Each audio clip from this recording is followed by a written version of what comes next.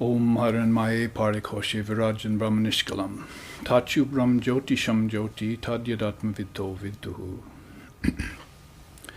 Shining like burnished gold, highest and deepest, the core intelligence of living beings, partless and indivisible, free of all taint, the essence of everything which all beings seek, knowingly or unknowingly, there shines Brahman, the reality.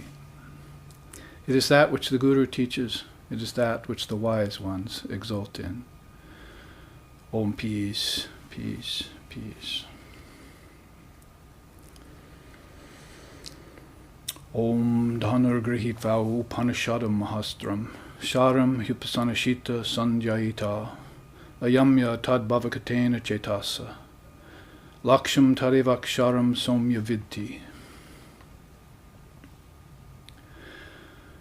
Taking as weapon that mighty bow furnished by the Upanishads and other non-dual scriptures, fasten to it the arrow of mind, made sharpened by thoughts on reality alone.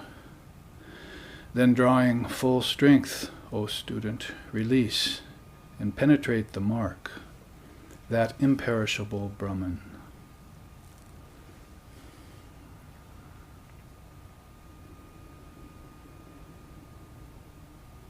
Om Shravanayapi Bhubiryo na labhyaha Shrinvato pi bhavo yam na vidyuhu Ascharyo gyata kushalo shalabdha Ascharya vakta kushalo nushishtaha. Many there are who have never heard of the great self within. Many others, though they hear of it, fail to comprehend it.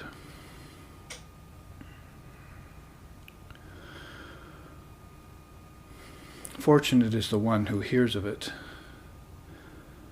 Wonderful is the one who speaks of it.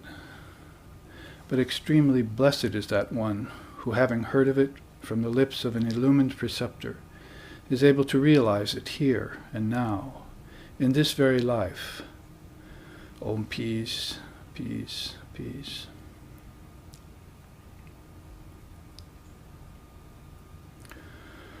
Om Sahana.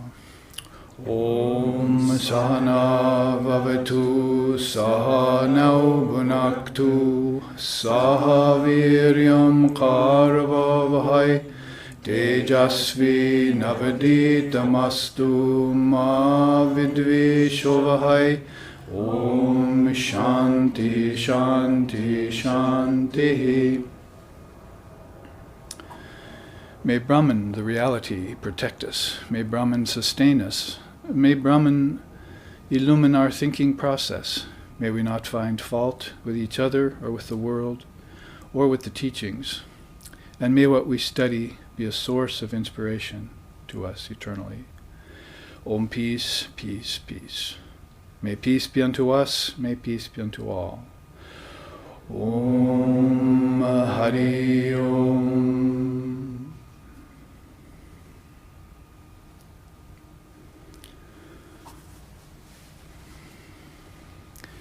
We meet to discuss the great truths, the axioms or maxims of Vedanta. And Vedanta necessarily includes many other darshanas in its scope. That is, darshana means in India a clear way to see. Buddhism would be one of those darshanas, very prevalent in this day and age in the West. Jainism, Sikhism, yoga, tantra, and other great systems of India would be some of those darshanas. And we might as well say, as far as yoga is concerned, anything that transforms the mind, that also the other religious traditions of the world outside of India are also clear paths of seeing, if they are presented in the right scope, in the right perspective. Vedanta thinks that right perspective is non-duality, or Advaita, the I and my Father are one type of teaching that Christ gave to those inmost circle of his devotees. If he were talking to people who couldn't quite understand the absolute identity between God and mankind, between creature and creator, between nature and spirit, then he would say, I'm the vine and you're the branches. So some sort of an inkling of a connection could be made between the apparently individualized soul, which we call Jivatman, the embodied soul. You might notice that I used apparently individualized soul, and the Supreme Soul, the Paramatman. And if you were still talking to people who didn't know that connection and might not know it for some time or had lost track of it completely over their many succession of lifetimes, then he would say, pray to your Father in heaven. And to this day, and now people are looking up in the sky and praying to some imaginary God up there. But basically, he also gave, along with that teaching, kings of heaven are within you. So the wiser people, when they're praying to this deity that they cherish in their hearts, and they're looking inside with their eyes rolling down the tip of their nose. And in fact, that starts us off on the Shvetashvatara Upanishad in its slokas in San Francisco. Chapter 2, sloka 7 is where we ended last time. And it says, placing the body in a straight posture, holding the chest, throat, and head erect, and drawing the senses and the mind into the heart, the knowing one should cross over all the fearful currents by means of the raft of Brahman. So does that sound like praying outside into space to you? So when the great Rishi and the students and the children, the whole family line that followed the teachings, the Dharma in those days, prayed or meditated, they would do so by looking inside, by placing the body in a straight posture. I have many young men with me today in my class, which is so nice to see you all sitting up straight. But I'm going to be watching you over the next 3 hours. I will be sitting like this way for 3 hours without deviating. Of course, I have the eye of the world on me, so I have to look good. Is my hair okay? Hope I remember to shave. And then let's see how well you keep your posture over this period. So a straight posture is maintained, especially if you can sit in that tripod position. You see that the American Indians even sat in around the campfire, so forth. That's very important to keep your spine straight, because there are 7 spiritual vortexes along your spine, that is along your subtle spine. Your physical spine is just an outer representation of that. So you have a foundation at the base of your spine, one at the organs of generation, one at the vital center in the gut, see, and navel, and then one at the heart. Very hard to get beyond that center here in the navel, isn't it? Eating, sleeping, sex life, food, the birth of the fetus, so forth, conception and all that takes, your ancestors are right there. And there's a knot, they call it Vishnu Granthi. It's a Granthi, it's a kind of subtle veil of nescience, which we'll look at a little today, that keeps souls from, when they pass away, from graduating. What to speak of passing away, hopefully they can do it while they're living, because that's even better, to be able to penetrate that curtain of nescience and get to the heart chakra. And then you become a lover of God, like our Paramahamsa Sri Ramakrishna, who danced and sang in ecstasy. In fact, then they would sing about him when he did so. They would look at him and they would say, Om Shtapakaya Cha Dharmasya Sarva Dharma Swarupine Avatara Varishtaya Ramakrishnaya Te Namaha Om Namah Shri Bhagavate Ramakrishnaya Namo Namaha. So, Om Namo Bhagavate Ramakrishnaya, the great Paramahamsa of this day and age, and the beautiful sloka that Swami Vivekananda, his chief disciple, spontaneously composed.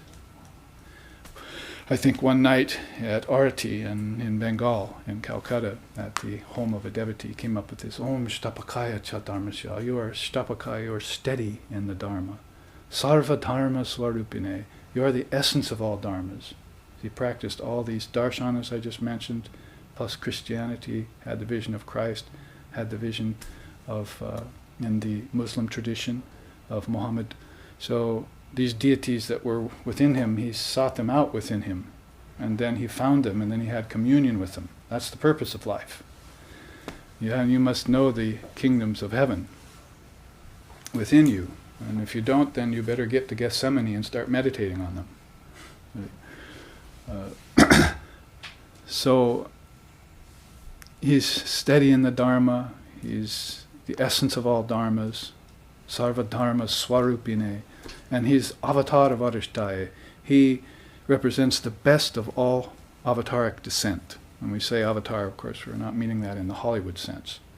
We're meaning that in the Sanskrit sense of the one who descends from this seventh chakra, right on down to the third eye, down to the throat, down to the heart. And then he said, oh, but I couldn't go any lower than the heart. That's the drawing room of God, where he meets with his devotees. See? And then he would go back up into samadhi. It's called nirvana or satori or asampragyata, these beautiful states of non-duality, which would have to pass through the third eye. And when Christ did that, he said, if thine eye be single, thou shalt know the truth. So there's where you see the non-dual truth when your consciousness ascends to such a level. And avatar is going to descend. It means that which descends. Avatar. So if you have an aspiration coming up the spine, if you're sitting straight with a straight posture, and you have this beckoning, the Kundalini power, to arise in you, to aspire, and then you're praying to Avatar, the kingdom of heaven within you, you're praying to that one who is the blessed deity of your heart, the darling of your worship, then those two will come. You see, descending force of the Lord, ascending force of the devotee, and the two will meet there in the heart. And that Vishnu Granthi will be pierced. See? That curtain of nescience will be thinned out, and you can see the light of consciousness, which is so difficult to see here. All we're seeing is the light of a sun, or the light of a billion suns, which cannot compare to the light of consciousness. In fact, those lights in the nocturnal skies have come out of this light, which is subtle, which is causal, which is transcendent. And that's the secret of fire. And you meditate on fire, you will eventually trace it back to that great light. Start with a candle flame. If you yata dipo nivatastu nengati sopama smritta yogino yachachitasya yundato yogam atmanaha. The yogi meditates on the Atman in the heart. And his mind is like a candle in a windless place. You can see why those in the 60s took a candle for their pratika, for their alambana, for their object of meditation, because their mind was wavering and unstill. So candle in a windless place almost looks like a picture, almost looks like a painting. It's burning, but it's completely still. So may my mind be like that, see. May my mind ascend in fashion to that avataric descent. So all of this I'm saying is based on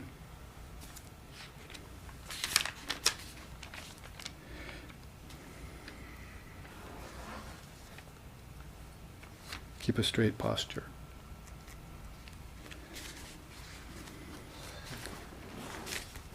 That's foundational to yoga. So place the body in a straight posture, hold the chest, throat, and head erect. You're probably going to want to get a good asana like this man has. Let's see, this man called Dharman, who's a representative of the Dharma. He says he likes his name. So he's got some zafus there, and so he can sit nicely on and then that'll put his spine in a good position, you see. And don't forget to draw the senses and the mind into the heart, deep into the heart. I'll show you a little chart about that in a minute. But is that all? Krishna says, and as many students come to me and say, well, I can't stop meditating in my third eye. And so the Guru always has to tell them, meditate in the heart. Keep the energy in your head, but place your concentration in the heart. That's how Krishna says it in the Gita. So it's not so much about just the heart and leave the head alone, because how's that possible? The head holds these higher centers of non-dual awareness. So you are definitely moving towards those. So you want to keep simultaneously attention in your heart and your mind. But the heart is where your deity exists. In the chamber of the heart exists that. Oh, mind, Ram Prasad sings, come with me, let's go into the chamber of the heart, where Mother Kali, Mother Shama dwells. And there, let's meditate. Oh, but I must tell you, before we go in there, you'll have to leave your senses outside the door. Seeing, tasting, hearing, touching, and smelling are not allowed in the chamber of the heart. You'll go beyond the gross senses, and you'll have to take on an visionary sense, isn't it?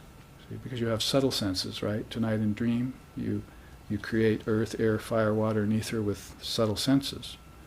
So you must have a very powerful mind to be able to envision whole realms, preside over them, and then destroy them when you wake up. Salutations to all of you. You're great creators, preservers, and destroyers. So in that way, you turn off and on the senses, and you turn off and on the worlds every 24-hour period. And so you should think of yourself as being a projector like that. Because it's only when you realize that the mind's doing the projecting that you can man the on and off switch. See? If my projection isn't so good today, I think I'll turn it off. But I'd like to be able to do that consciously, because I can't just always escape into deep sleep where there's no form and all bliss. I might have to go through realms of dreaming first. And those dreams could be nightmares. I could encounter nightmare central in there. See? And not be able to wake up out of it. And then when I wake up out of it, this turns into a nightmare. See, my whole life is a life of suffering. So all of that is based upon this, keeping the attention in both the mind and the heart. They both need light. They both need to be lit up. And if you can do that, then you can cross over the fearful currents by the means of the raft of Brahman. Raft of Brahman is Om, is the Word. In the beginning was the Word was with God, and the Word was God. Long before Christ told John that, it had been said in India many, many thousands of years. The Word was known as to be the great matrix of all form, where all form projects and where all form dissolves back in. And it does it beyond time. If you go into sleep, doesn't time disappear? You go into deep sleep or death or a coma, time is gone for you. You have no reckoning of it at all. Years could pass and you wouldn't know it. Like our morning meditation with all these young men, you see. Was your hour a minute, or was your minute an hour? Did you suffer in meditation today, or were you perfectly calm and peaceful? I know the person next to me was a little bit restless, so he needs some instruction. So when the mind is in a calm place, the whole world is calm. And when it's restless, the whole world is restless. And when it's slothful, the whole world is slothful. Haven't you noticed how the mind influences everything? These are the mind-only schools. They don't believe that God is a creator. Some of them don't even believe in God.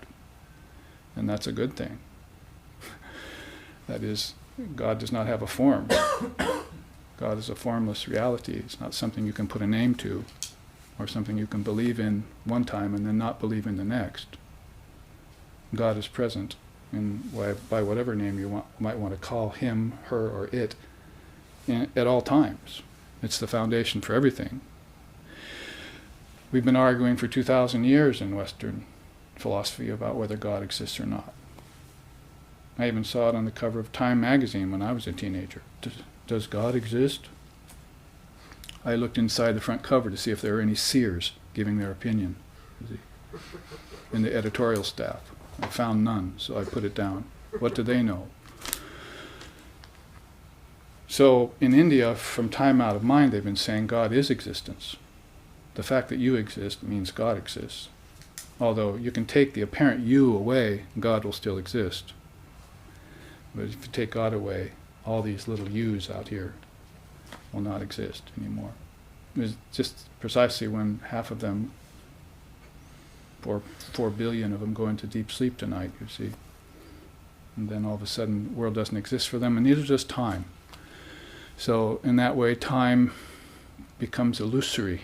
You see through its illusory nature. In meditation, you can prove that to yourself. Sitting with your back erect and your senses under control, and your concentration on the third eye and on the heart.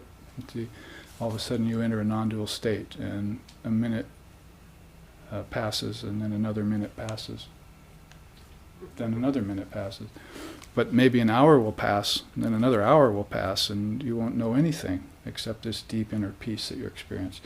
And Shankara and others say if you stay in that deep peace long enough, I was telling somebody yesterday, he said, well, I'm meditating a half hour now, but you took me 45 minutes the other morning. And I said, yes, I'm going to take you an hour tomorrow, because it really gets good in the second hour. People say, I have to go do my daily hour of meditation. But actually the body really settles on an average day. The mind really takes time to settle, and then pretty soon, about the time it does, you say, okay, I'm done. You see. 1 hour has passed, my alarm just went off. Or my knee alarm just went off. My back alarm just went off. And it's very alarmed, I can tell you. But if you get into the second hour, all of a sudden you'll find out you're beginning to remember Smriti Bedu, this feeling of being a formless essence and how blissful it is, which is what you feel in deep sleep tonight when waking and dreaming have gone away. You feel very poised, very peaceful. And you wake up out of it even if you've only been in it for half hour, 45 minutes in total relaxation, you see, ready to go for another 24 hours. So deep sleep has a very salutary effect on the body-mind mechanism. Now I need to do that all the time, consciously. I need to be able to operate the on-off switch of my mind consciously. So pretty soon I'll learn the art, as Lex Sixon, our founder, said, of yogic insomnia. And Swami Shishnanda used to chant that beautiful song, a man has come to me from a land that never sleeps.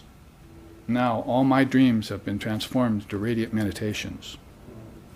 All my dream fields have been transformed into radiant meditations. So when he saw his guru, who had the insomnia of yoga, awake all the time, even when the body was sleeping, it seemed that this man in his mind was ever awake. His eye was single, and he was always looking into the nature of reality, no matter where he was, or in what condition, or in what circumstance, or in what location, always with that look of a mother bird hatching her eggs in his eyes. See? So when he saw that, then he decided, I think I'll become like that. I think I want to be ever awake in the insomnia of yoga. And so he began to practice that and got his mind to a non-dual state. And he did that through a practice like this. So if you want to look into Bhagavad Gita and find Sri Krishna's teaching, which is very much the same, he says it,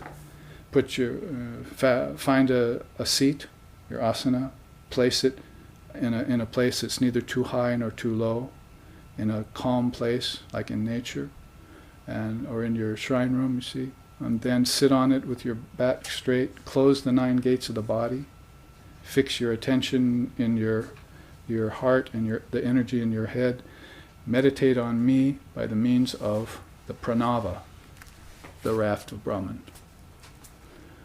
The Om, meditate on Om. So you put the primal word, and after it, as those people taking initiation tonight will get a bijam after the primal word. And after the bijam, they'll get the name of the deity. So you put the primal word of Om with the bijam, which is Mother Shakti power in our tradition, with the name of the deity, like Sri Ramakrishna Paramahamsa, and you've got the most powerful mantra in all the worlds. Nothing can resist it. It's like the manifestation of truth.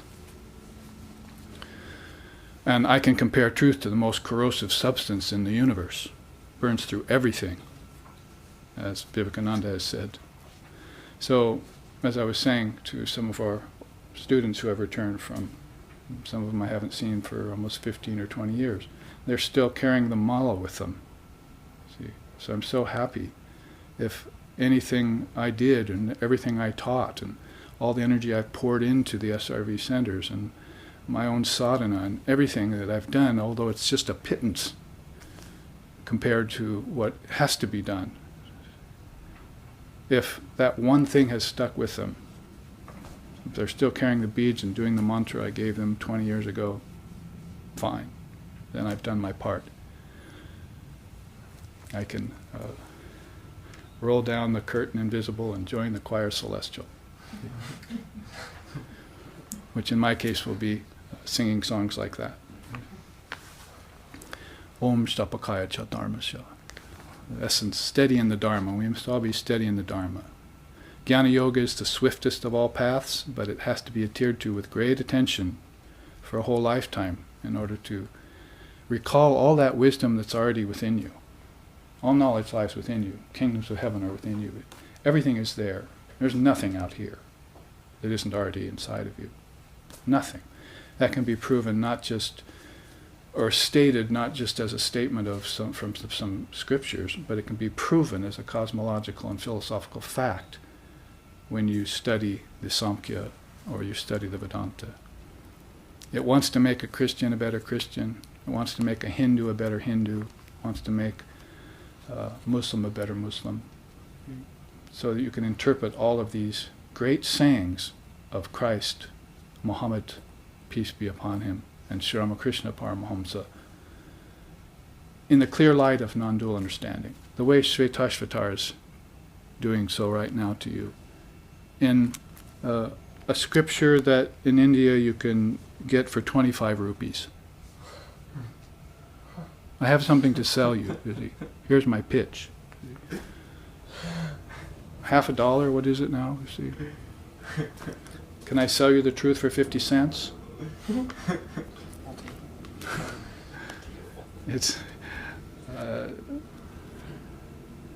Do I have to auction off the Atman?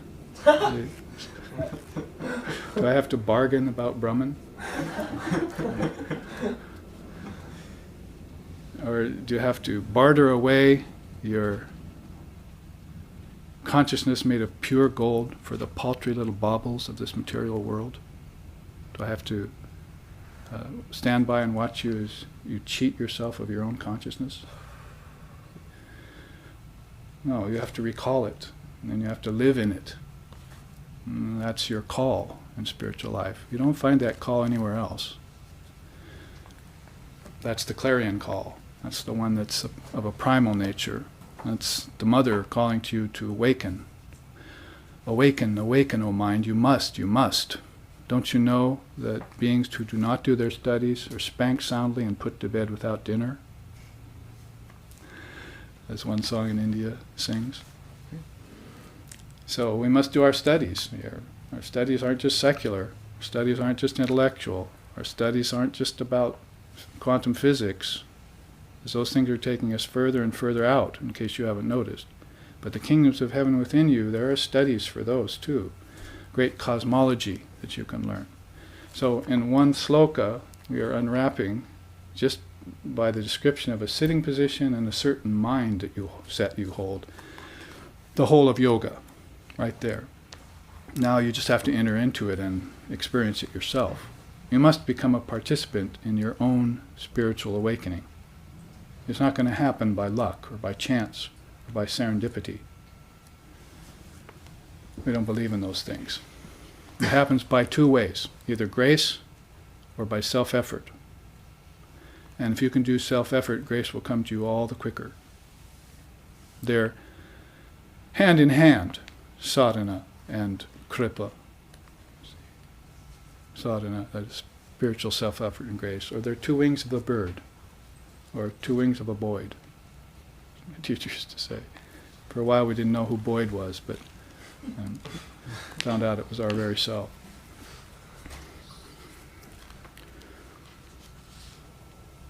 So, as we enter into Shvetashvatara Upanishad, that's a beautiful sloka for us to pick up where we left off. Last time I was here in San Francisco. By the way, welcome to our live streaming audience. You are now with us in San Francisco.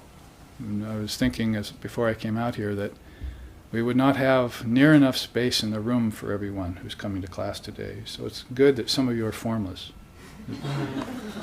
Some of you are practicing what we're trying to attain. See? And so, you see, the Atman doesn't take up space. It's just not a matter of dimension, like height and width and breadth and depth and all that. It's not energy, it's not thought, and it's not matter. We realize that one consciousness called Atman, who is presided over by the Divine Mother of the Universe, who is the God of religion, the self of philosophy, and the energy of science. And who, though ever one, has been veiled by her own modes of nature, but who nevertheless remains ever one and is only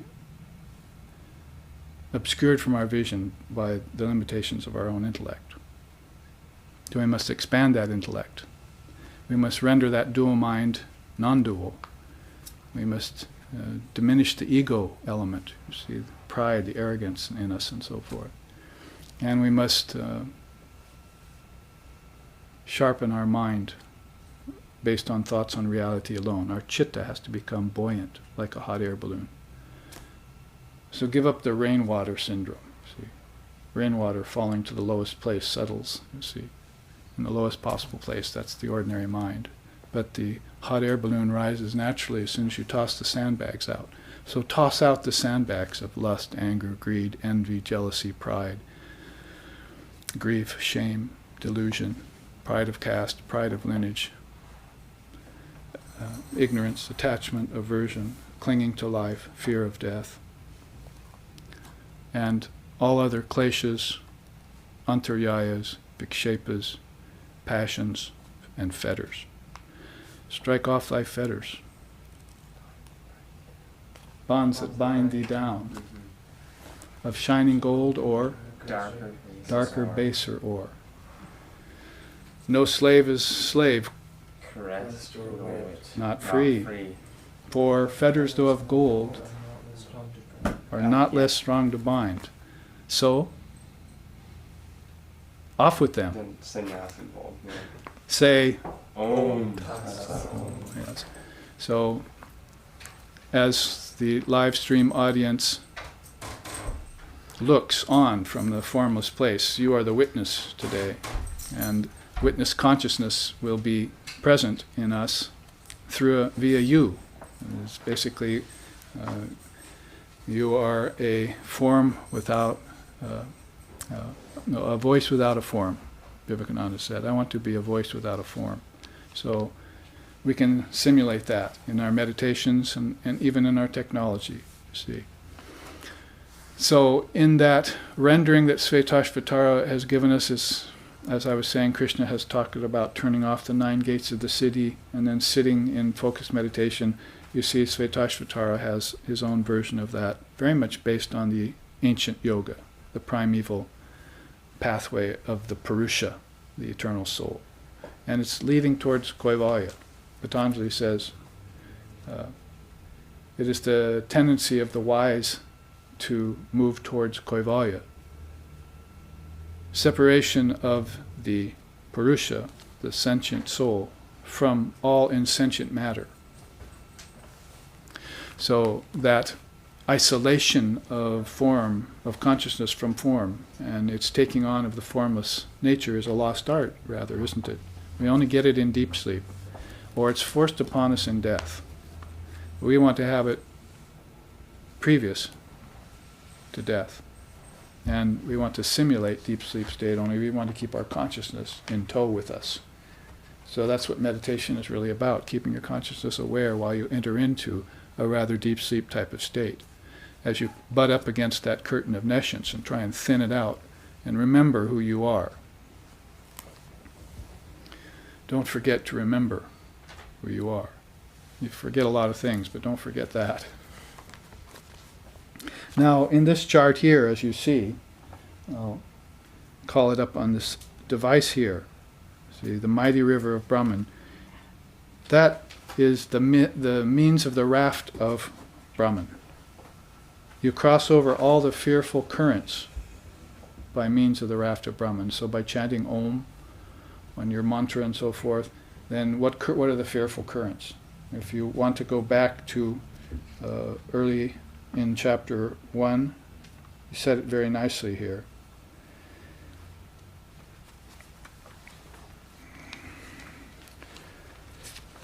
We think of the manifest Brahman like a great river that contains the waters of 5 streams, that has 5 big turnings due to 5 causes,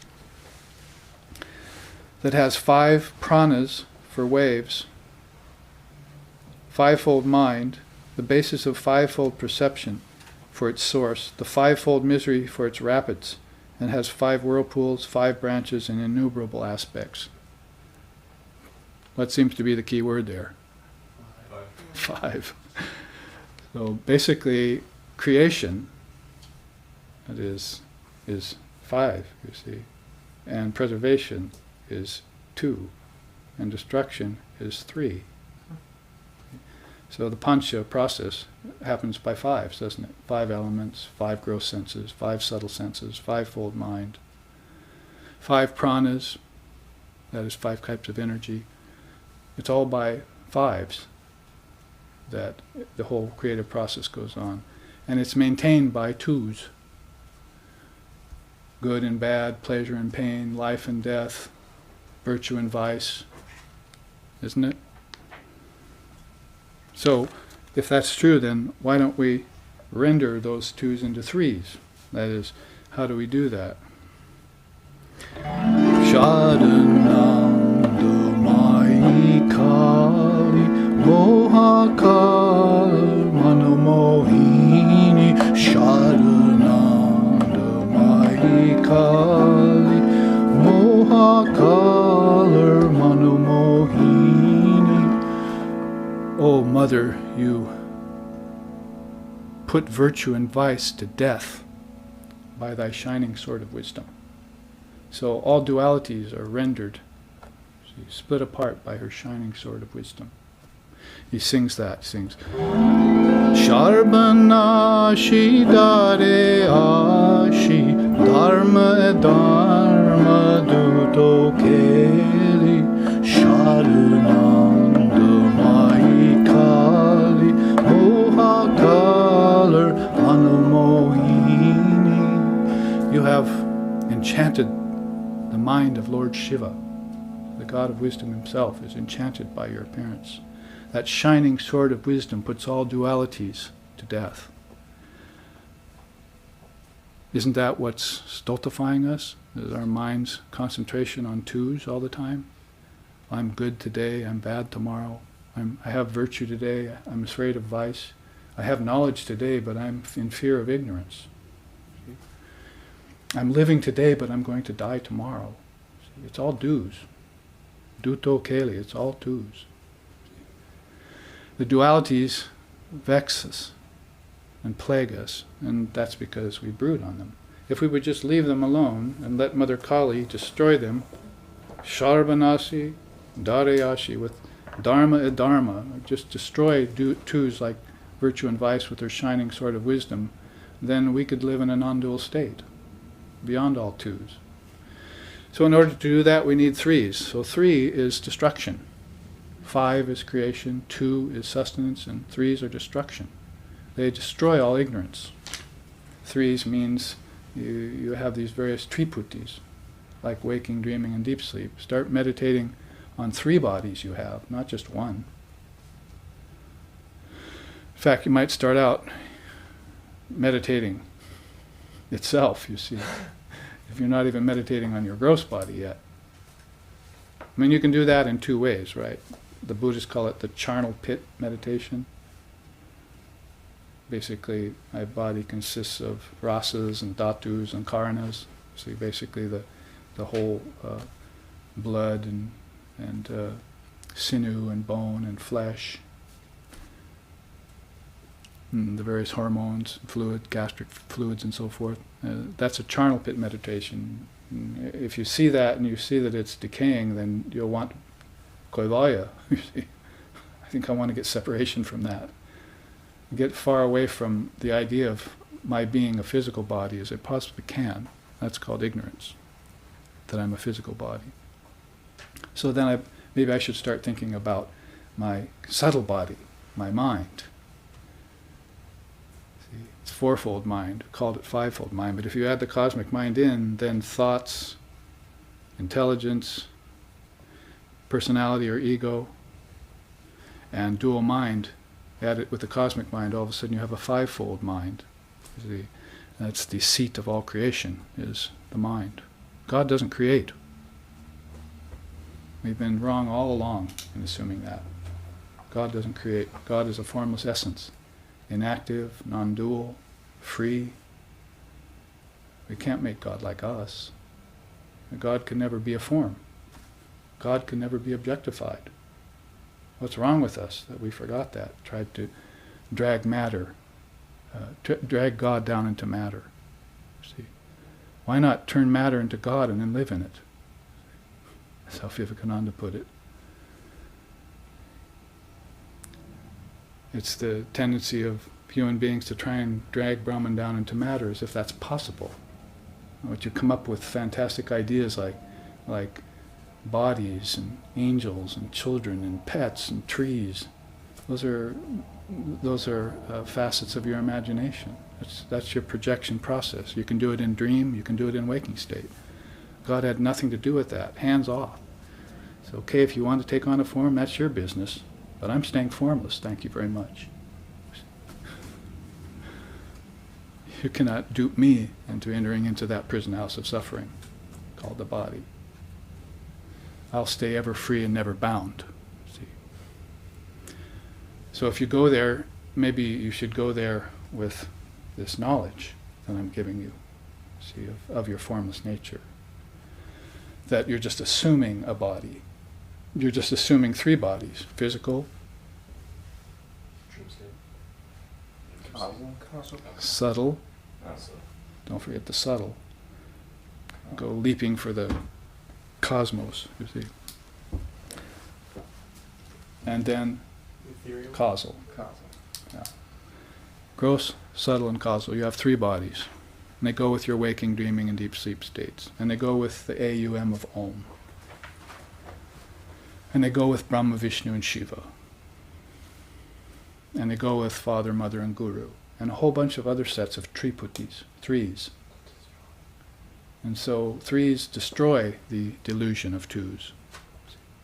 If you hang out in twos all the time, then you're caught, you see, in this game of dualities, being swept back and forth between these two sides of the field, you see. But with adding in that third element, it's like opening a door. One side is Avarana Shakti, the power to obscure the truth. The other side is Vikshepa Shakti, the power to distort the truth. But in the middle is Prakasha Shakti, the power to reveal the truth. And that's in you too. Why shouldn't you be concentrating on that third power? That all of this is revelation. See? You put to death dualities with your shining sword of wisdom. So after the wisdom sword falls, Mother Kali cuts everything apart. Let me be there, right on the cutting edge, and get the first view of non-duality. I wonder what that's going to look like, how thrilling that will be. See? And it will correlate with the highest realization. It's not a thrill of an ordinary kind that passes and goes away, but it'll remain with me. See? My eye will be single, and I shall know the truth, and the truth shall set me free. my jnana chakshu will open. The eye of wisdom, Krishna called it. So both Krishna and Christ, millennia apart, speaking the very same truths. So the mighty river of Brahman then is a very interesting duality. You would say there is the manifested Brahman, and then there's the unmanifested Brahman. But if you want to add a third element to that, there's the supremely unmanifested Brahman. And that's an ancient teaching out of Krishna's Gita. He says, look at my manifested nature there, eightfold. That is basically earth, air, fire, water, and ether, and the threefold mind. And back in those days, they were just calling it threefold mind. That's my eightfold nature, my manifested nature. So he's actually calling that, his changing nature. Constantly changing, in case quantum physics, hasn't reached the right conclusion about that yet. You should know that everything here is made of vibrating particles. But that vibration in its inception is called the raft of Brahman, Om, or the pranava, or the shabda, or the word. Now, my unmanifested nature is called unmanifested prakriti. Everything that's here is manifested prakriti. Everything that's inside of me is unmanifested prakriti. That is Purnamadaha, Purnamidam, Purnat, Purnamadachyate, Purnasya, Purnamadaya, Purnameva Vashishyate. Basically, everything outside that I can hear, taste, touch, and smell is the finite Brahman. Everything within me that I can't conceive of with my senses is the infinite Brahman. From this infinite Brahman, the finite Brahman has come. But since it came from the infinite Brahman, doesn't infinite remain? Aren't you seeing infinite trees, infinite leaves, infinite rivers, infinite people? Everything is infinite. Everything is everlasting. Existence is. That's one of the most beautiful mantras of India. Sarvosmi, one word basically. Existence is. They never argued, as I said earlier, whether God existed or not. They just said existence is. Find that existence with a capital E, and then you'll know what God is. And you can put any name to it you want. Brahman, Allah, Almighty Father, Buddha nature. Assign any name you want to it once you find it, but do find it.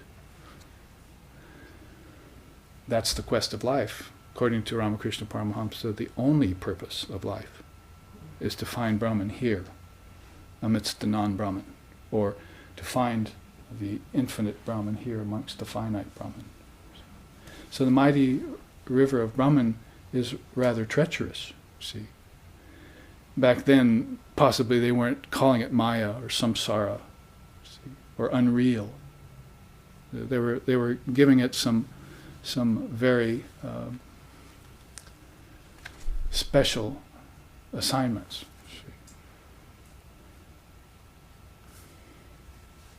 This infinite wheel of Brahman in which everything lives and rests, the pilgrim soul is whirled about in it.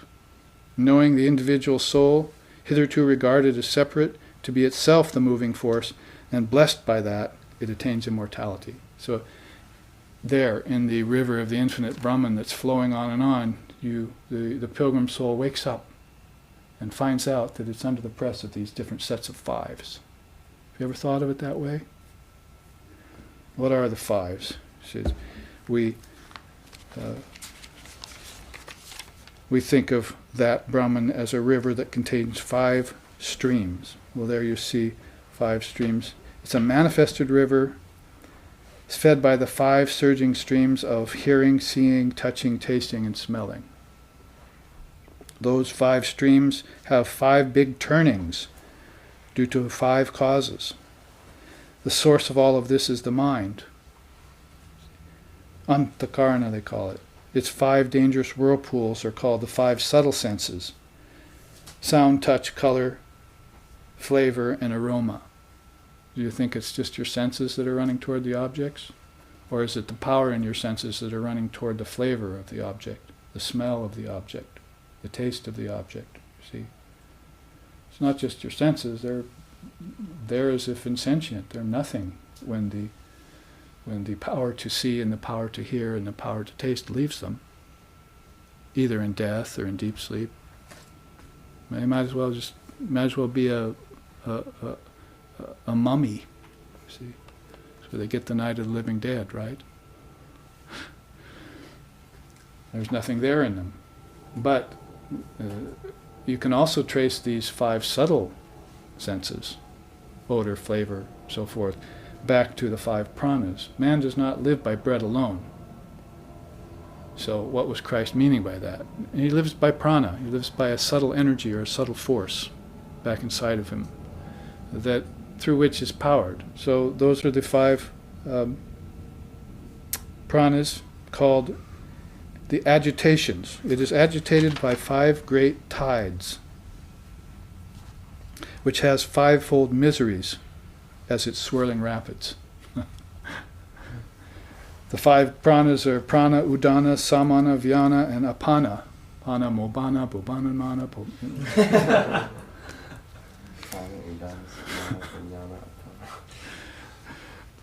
The 5 pranas, and actually the one prana in 5 forms. That is the prana that causes your in-breath, prana that causes your out-breath, prana that circulates your blood through the nerves, the prana that makes your mind aspire. See, your thoughts go up. If you get a hold of that, you can never be depressed again. You'll always be inspired because you have a hold of that one prana. And then there's an all-pervasive prana that the yogi rests in. See, and when he's not doing anything. See, just somebody asked me, "What are you doing there?" See, I'm just resting in the all-pervasive prana. It's where my mind goes. It doesn't fall like rainwater when I'm not doing anything. It doesn't become bored. It doesn't become depressed. It's not thinking of drugs or obsessions. It rests in the all-pervasive prana. Is that a good thing? There's much better things. I'd like it for it to rest in the Almighty Brahman. But how often is that possible, you see? Can you have Nirvikalpa Samadhi all the time? Many of us are hoping to just have it once in this lifetime. That's a very high state. Aham nirvikalpa nirakata rupa. It's nirakata rupa. It's beyond rupa form. It's beyond cause, kara, nirakata. My deep sleep state has a cause. It doesn't have, it doesn't have an effect in it, but it has a cause. So I want to see the cause of that cause. There are some 6, 7 levels of cause, and 5 or 6 of them we haven't looked into yet in the West. Imagine that. 5 kinds of space, and we only know one of them. 7 causes, and we only know one of them. Is there something wrong with this picture? The next level of cause, the first level of cause is food. We all know about that. Food, fetus, body, brain, death. Food, fetus, body, brain, death. Food, fetus, body, brain, death. Food, come on, chant with me. It's called the material cause. Boring. What about this prana then?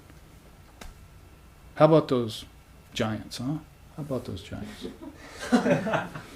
Instead of saying, how about those giants, let's say, how about that prana? What do you got to say about that? Or how about that ever-changing Maya? The Mets are nothing next to Maya. Mets are in Maya. Every sport that you can have on the river of the manifest Brahman is in Maya. So maybe we ought to think about what the next level of cause is. If you get to that level of cause called prana, those 5 whirlpools they're talking about, and its agitations that come from it, you see that they're birth, disease, old age, decay, and death. And Vedanta adds in growth. So you have 6 transformations in some renderings of the philosophy. Birth, growth, disease, old age, decay, and death. Do any of those sound fun? Because none of them are. Growth is painful too. And birth is extremely painful. You just don't remember it. So, as Holy Mother, Sri Sharada Devi has said, May you never have to come into the body again. Birth and death are very painful. They asked Vivekananda once, one of my favorite exchanges we ever heard of with him is, should a man be reborn? Because he had given these teachings to some cross-section of the Western people in 1893 and early 1900s. And so one man finally walked up to him after hearing the philosophy and saying, well, what are you saying? Should a man be reborn or not? And Swamiji said, I certainly hope he will never be reborn. Not until he can do so in full consciousness. He's setting a high bar, people. Were you born in pure consciousness? The ultimate answer is yes. The relative answer is yes, but I didn't realize I was. So I need to be aware of my nature as pure consciousness. It's what we call Atman. And I would say it's not an individual self, it's an indivisible self. It's one with Buddha nature.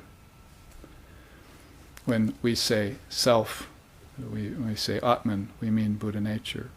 And when they say Anatman, we call that ahamkara, ego. That's the mock self. See, that's my assumed self. That's the separate eye maker. When there's really only one eye, all of a sudden I've got two eyes. And I'm spelling that I, E-Y-E, but you could also spell it just I. I, me, and mine. So basically, if thine eye be single, you should know the truth. So you've come to that level where you're aware of your true nature. And so then you can be born in the body without fear. Why? Because you're not being born at that time. You're living in the birthless, deathless, all-pervasive self. So what you're seeing in the case of a Jesus or a Buddha or a Muhammad or a great soul is an assumption of a form. Sort of like looking at the end of the octopus's tentacles, arms and the tentacles, instead not seeing the octopus. In the seer, you're just looking at a wisp of form that he or she has assumed. That's why we call it the apparently individualized self, because we don't want to transgress the great realization of the seers who are living in Brahman, living in the Almighty Father alone.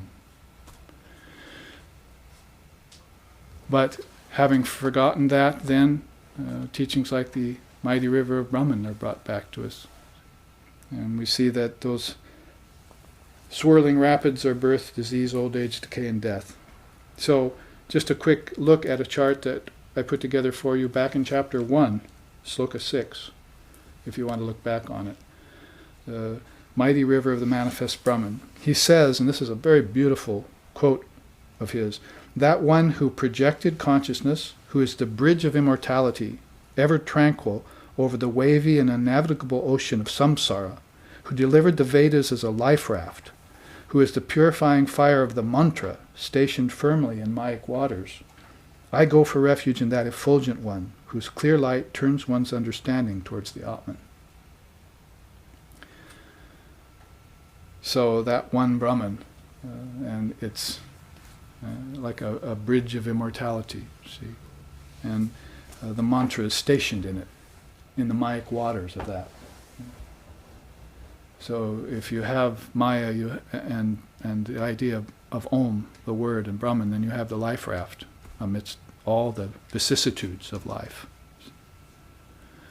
Because there are many pains and sufferings in life, you might have noticed. Now the final quote, and we will leave it, is Sri Ramakrishna's. He says, the ignorant soul being born into the world is like an unfortunate man accidentally falling into the whirlpool of Vishalakshi, from which he will never return. Evidently near his birthplace in Kamarpakur, where some of us in this room will be going in a few months, there was a whirlpool named Vishalakshi, and the mothers all told their children to stay away from that area, to get swept in. So he's using that as an example. But for an illumined soul in the world, all is Brahman. There is the Ganges, for instance. You see what he's doing here. He's saying that that same world that looks like Maya to one person is Brahman to another. It's one world, it's one reality, it's one mind, it's one heart. It's all indivisible, but somebody can look at it and see two, multiplicity, variety, vagaries, vicissitudes, finally fragmentation. All of a sudden the mind is Shatavadana, doing 1,000 things at once, thinking 1,000,000 thoughts at the same time, and never knowing how to determine, never deciding. And then it's swept into this whirlpool of Vishalakshi. But now he uses an example. He says, there is the Ganges, for instance. If a man touches its waters anywhere, he can declare, I have touched the Ganges.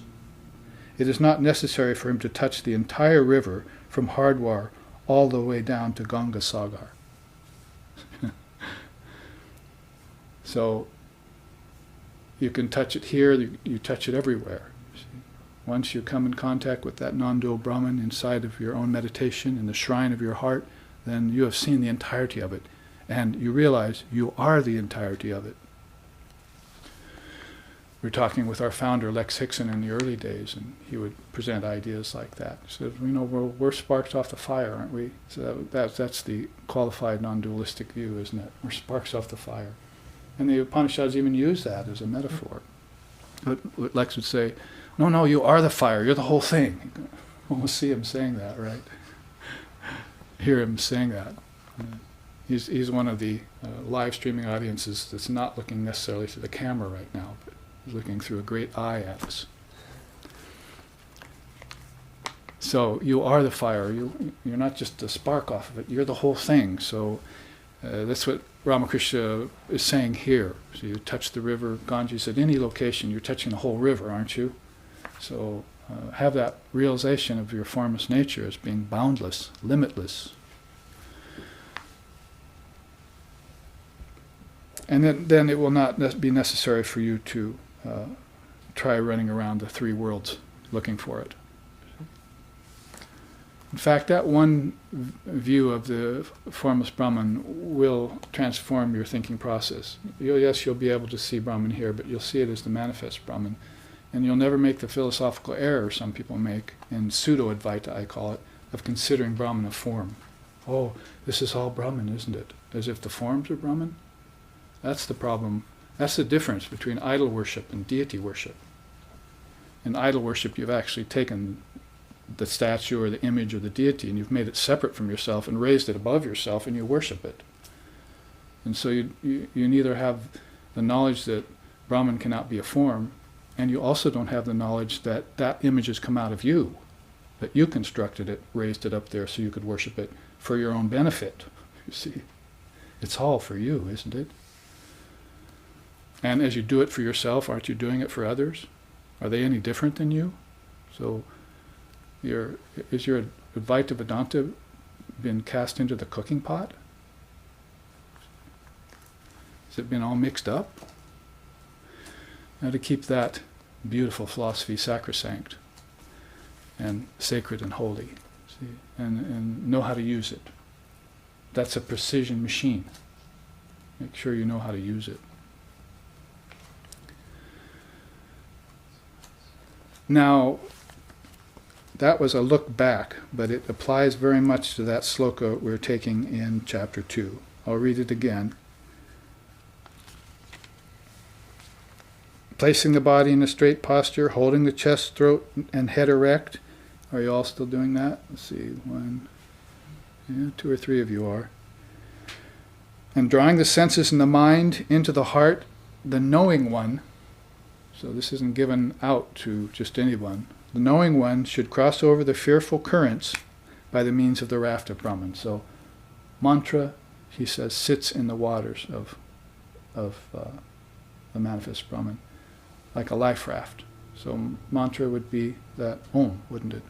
Be the bijam, the primal word, the unstruck sound.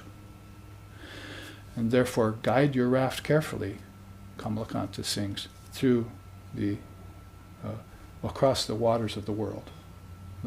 Your body boat, see, sort of your craft, means your body-mind mechanism. Guide that carefully through all these fearful currents.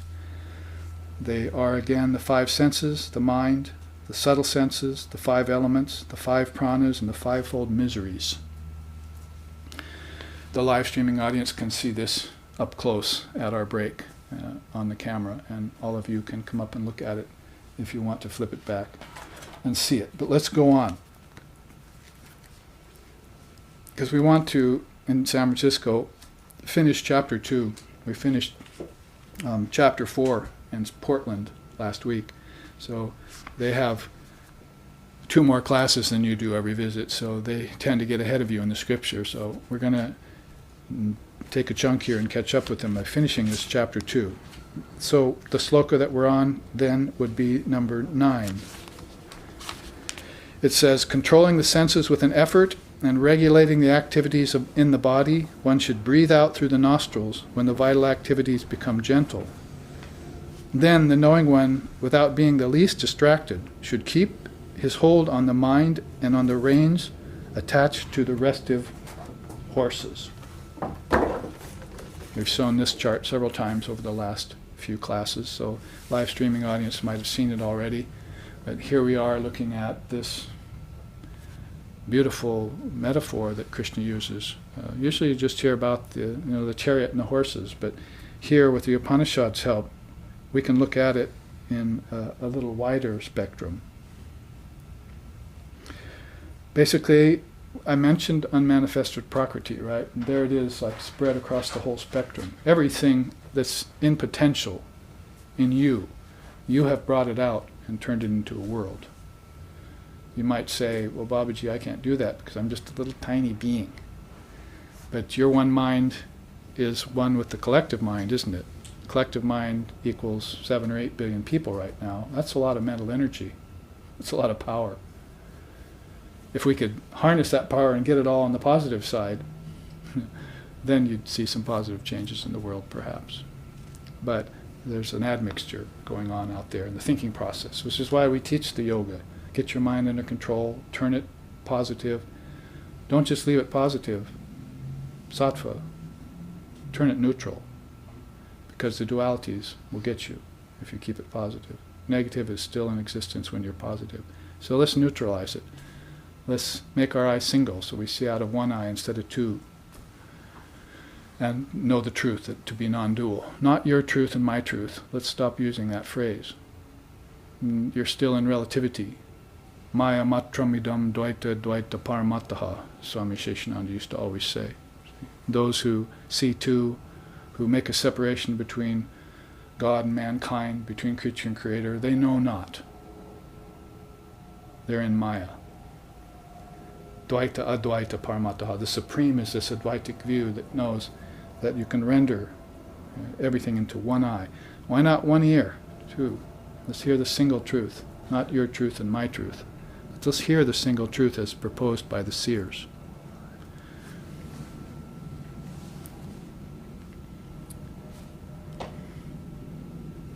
So without being in the least distracted, Shvetashvatara says. I hope you heard that part, because you'll never get peace of mind, Holy Mother said, if your mind is slothful and restless all the time. It's going back between those 2 dualities. So you're going to want to add the triputi in, aren't you? Not just be satisfied with being lazy one moment and restless the next. Restless one day and lazy the next. You're bouncing back and forth between Dvaita, you see, dual mind. So what about opening up the 3rd door? Sattva, balance. So I won't, all of a sudden my mind is peaceful. My mind is equanimous. One person last week in Portland got initiated and got the name Upekshini. That means the goddess of equanimity. May my mind always be in an equanimous state, peaceful, quiet, silent. And it will be if you meditate every day like we did this morning together. Doesn't matter what your meditation is like at first. It can be restless, it could be tired, and sometimes you could be insightful. But you must keep it up day to day, because then you will know how the mind changes. You'll become an observer of the mind. And then you can drive the chariot of the mind. So here's the chariot of the mind here. It's attached to the 5 horses of the senses by the reins of the prana. And now that you know what prana is, also by the reins of these subtle senses, these tanmatras, and those 5 senses are headed out like 5 horses towards the 5 elements, aren't they? This is all yogic connection from the ancient yoga, way, way back in Krishna's time. And here it is in the more, possibly more recent Upanishads. The Shvetashvatara Upanishad is probably looked at as one of the more recent Upanishads.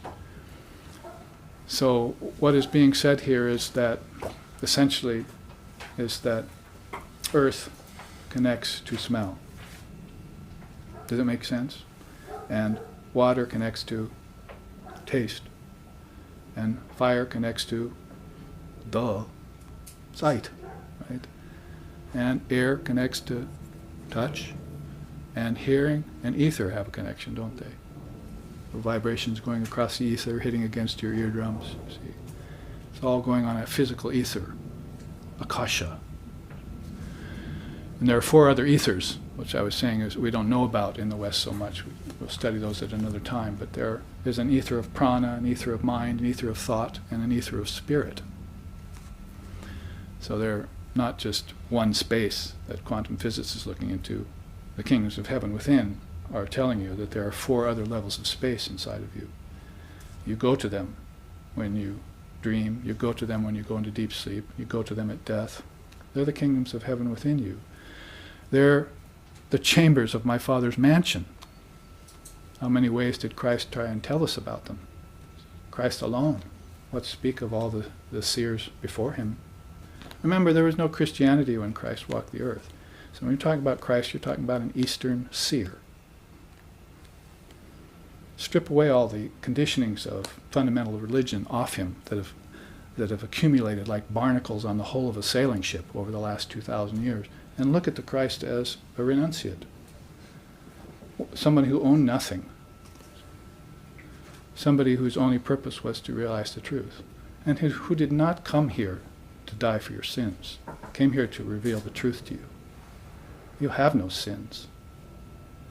You have no death. You don't even have a life, so how could you accumulate sins?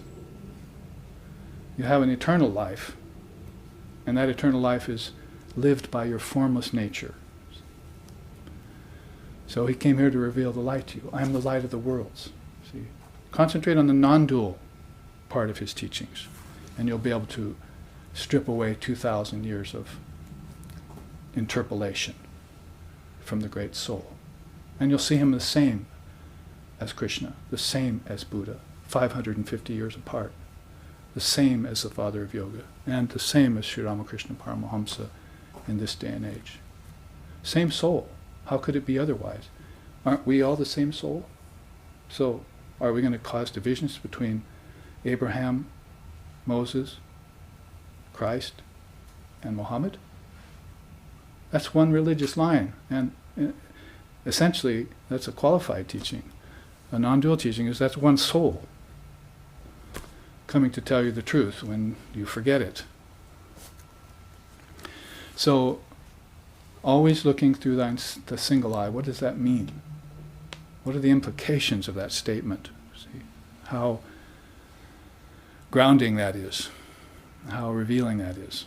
The revelatory power is always afoot, you see. The game's afoot and about to be seen through by the great Sherlock Holmes of a soul who is using the power of discrimination to see the truth. Only those who develop discrimination between the real and the unreal can become qualified to pursue Brahman, Shankara said in the Vivekachudamani. You need that discrimination between the real and the unreal, between the essential and the non-essential. The non-essential is all accumulation. It's all eventually becomes exacerbation, irritation. So, if thine eye be single, you shall see that truth and keep a hold of it. And that's precisely what Krishna in that chariot is doing. And Arjuna is learning that, learning how to keep his mind centered. And he's doing it how? By old moral teachings like, oh, don't let your mind wander, don't be a sinner. No, he's doing it by the fact that, why don't you make connections to the fact that you projected everything out there through the power of your senses, through the prana, you projected the worlds of name and form in time and space. And now you're suffering cause and effect from that projection, karma.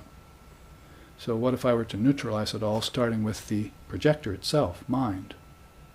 What if I turned it off every day for an hour, and at night for several hours in deep sleep? Would the mind start taking on the qualities of non-duality?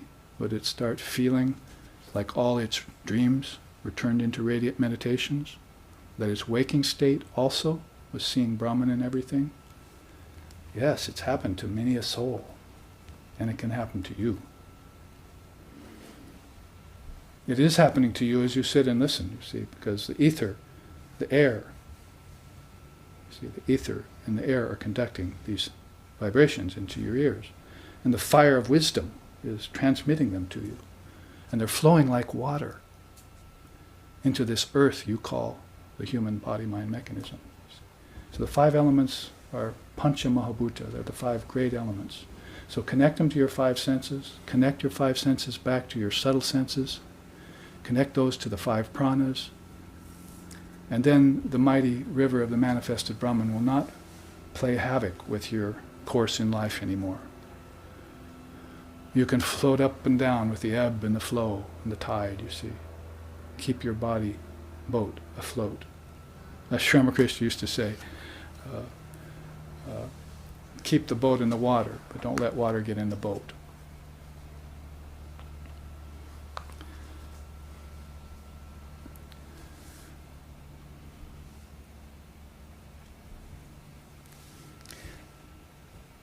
A quick run through again of the controlling the 5 senses in yoga in accordance with this sloka 9. He says, without being in the least distracted, breathe in and out through the nostrils and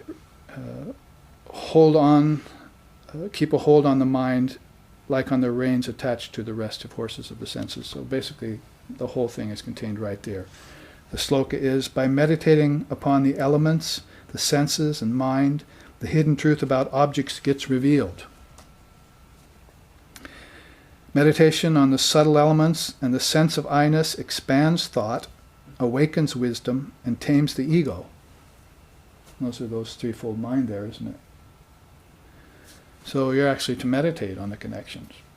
You don't just say, oh, Babaji told me that air goes with feeling and ether goes with hearing. I have to actually sit and meditate and connect the dots inside of myself, know that level of cosmological truth, and master it, because that's the only way fear is going to go away. Knowledge is the destroyer of fear. It's the greatest purifier in all the worlds. The God of love said that about knowledge, Sri Krishna. Knowledge is the greatest purifier of all because it gets rid of your fear. Once you master a thing, you know it, then it cannot haunt you anymore. You're master of it. Who else would the master be? Buddha said. The self is master of the self. Who else would the self be? So the Buddhists might get a little bit touchy about the word self, but Buddha was an ancient Indian rishi, and he used the term. The self is master of the self. Who else would the self be? Isn't he making a distinction between the real self and the non-real self? So why all this problem between the words Atman and Anatman? Just think in terms of the Paramatman, the Buddha nature. Tathagata Garbha, he called it. He also called it Pragyaparam, the supreme intelligence. You can't take the Hinayana out of Buddhism. You cannot take the ancient roots of Buddhism out of Buddhism just because it went to Japan and China and Korea and Ceylon and other places. Remember, those original teachings of the Dhammapada are very key and foundational. They've come back to you in the teachings of Sri Ramakrishna Paramahamsa. What did I count? Some 700 or 800, 900 stories in the Gospel of Ramakrishna. So I fashioned a book out of them and made commentaries to them. So, yes, the great ones taught by stories. Buddha did, Christ did, Ramakrishna did. So, visuals, hearing and seeing are the 2 subtlest of senses, no doubt. So connect those senses to the elements around you and then meditate upon them. And then pass your time contentedly and be free in this very life. Now he continues on here, and we'll finish for our break here. He says, then, that is, after you expand thought, awaken wisdom, and tame the ego, the true individual, along with its intelligence, delimits the ego and exposes the fount of joy within oneself. There inside of you is that fount of joy. The Purusha, that's a word for the soul, then transcends the very idea of selfhood and meditates on the awareness of cessation. You become aware that everything is dropping away, except your essential nature. Like all the leaves falling off a tree in wintertime. See, I think I'll just strip myself down to my essential treeness. So in meditation, why not do that? I think I'll strip all of these coverings off the gift and look at my diamond essence and not be the body anymore, not be the mind and its worries, not be the 5 elements, not be my dreams, my conceptions. Strip it down to the essential element and just live in it. And practice being formless, because that's what the seers call my true nature, formless. I must experience that. And if I can experience here amidst form, then that'll be the best place that I can do it. Anyone can meditate on formlessness and deep sleep or in death. What if I could do it here when I'm living? Won't I reveal the secrets of the universe? On all levels, if I can keep my mind's eye aware as I go in and out of birth and death, as I go in and out of deep sleep and waking. Why do you think some beings are born aware and other beings are born asleep? Because in a previous lifetime they had mastered the element of awareness in them, the awareness of cessation. Why wait for death to strip it all away against your will? A rich man, you see. Well, I think I'll build a pyramid around myself and, kill servants and put food in there and gold for my afterlife.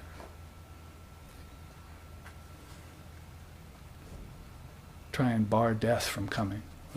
Why not face it off and say, oh death, I am aware of the cessation of everything long before you arrived on the scene. Therefore, you cannot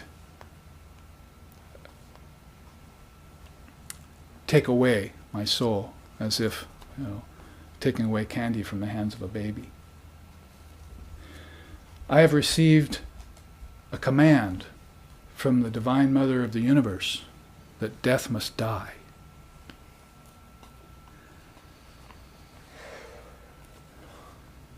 Who's the Divine Mother of the universe?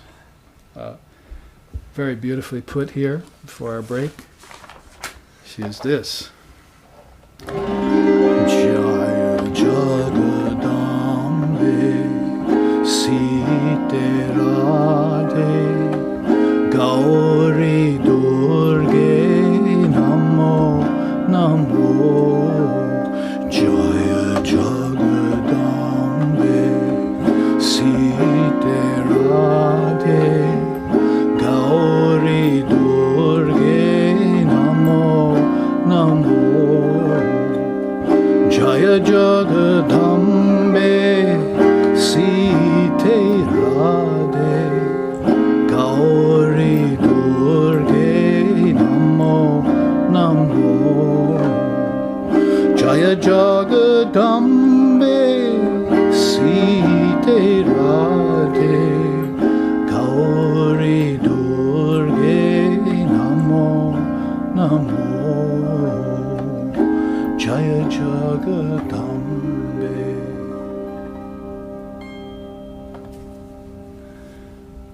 Divine Mother of the Universe, Jagadambe, Mother of the Worlds, whom we just finished worshipping in 9 days and 9 nights, called Navaratri, and whom we will worship tonight in Puja, the SRV associations, at 7 p.m. Be there or be square, as they say. Now with that beautiful hymn and the presence of Divine Mother in our minds, let's take a 10 or 15 minute break.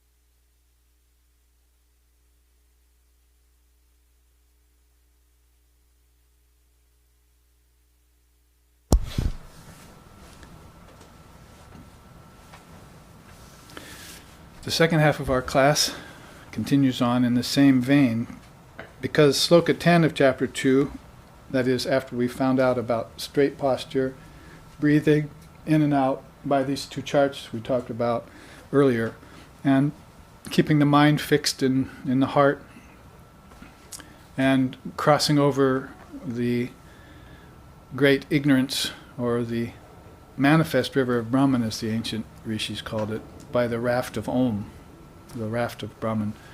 Then he goes on to say, one should perform one's exercises in concentration, resorting to caves and such other pure places helpful to its practice, places where the ground is level, without pebbles, the scenery pleasing to the eyes, where there is no wind, dust, fire, dampness, or disturbing noises. Like the track lighting this morning that I had to finally shut down. That's not the kind of hum we're looking for. You want that hum of 1,000 bumblebees inside of us is more like what we want. So he's talking here about the practice of yoga, the actual sitting, not just hatha, but pranayam, not just pranayam, but concentration. And before you can concentrate, you have to learn to withdraw the mind from its objects, mind and senses from its objects, both externally and internally. You might have tried meditating and you're in a fairly good place about the world, but then thoughts of the world keep cropping up in your mind all the time. And say you're a school teacher or something, and so you sit down to meditate, and all you can think about is your students and classes and what you're going to be teaching or what you did teach and who reacted to it, and how you hope it will be better next time and so forth. So you're going through a kind of meditation in the mind on past, present, and future, and you haven't really transcended time yet and gotten to the eternal moment that you want to live in. Eventually, you can live in that eternal moment all the time, no matter what you're doing. If you're a past master, like, say, Swami Sheshananda, our guru, did for most of his life. So, places that are helpful to this practice, because practice has obstacles, and so that's why I called up this chart, which we can look at. The quote here is about pratibhasaka, pratibha, pratibandhika, and pratibandhika bhava, speaking about triple teachings. Pratibhasaka is the illusory reality, what you're seeing all around you. For instance, you're not seeing the real tree, right? You're seeing the appearance tree. If you saw the real tree, you'd see the swirling particle tree. But the real tree beyond that is the Buddha nature tree, or the Atman tree, and that's beyond swirling particles. That's the foundation in reality, where the tree comes from. So there you have a triple teaching right there: the external, the internal, and the transcendent. So those are three worlds that go with your three bodies: external, internal, and transcendent, or gross, subtle, and causal. So again, using the triple teaching to get rid of the idea of dualities, then in this case you would get beyond the objects that you're seeing and becoming bound to, and you'd get beyond the quantum physics or science way of looking at things, which is made no conclusion yet. It has not come to a conclusion about the nature of relativity, what to speak of the nature of reality.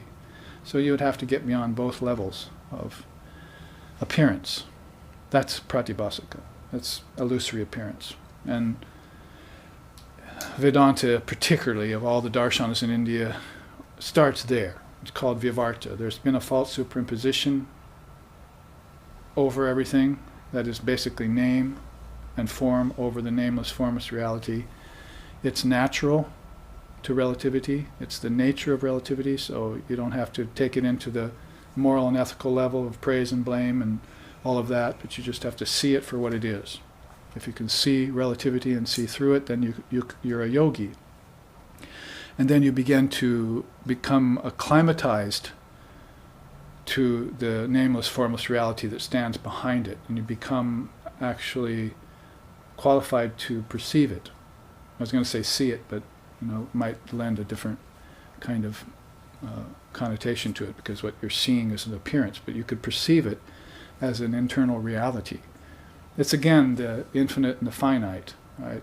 Or the manifest and the unmanifested. But beyond those dualities is the supremely unmanifested, I said in the first half.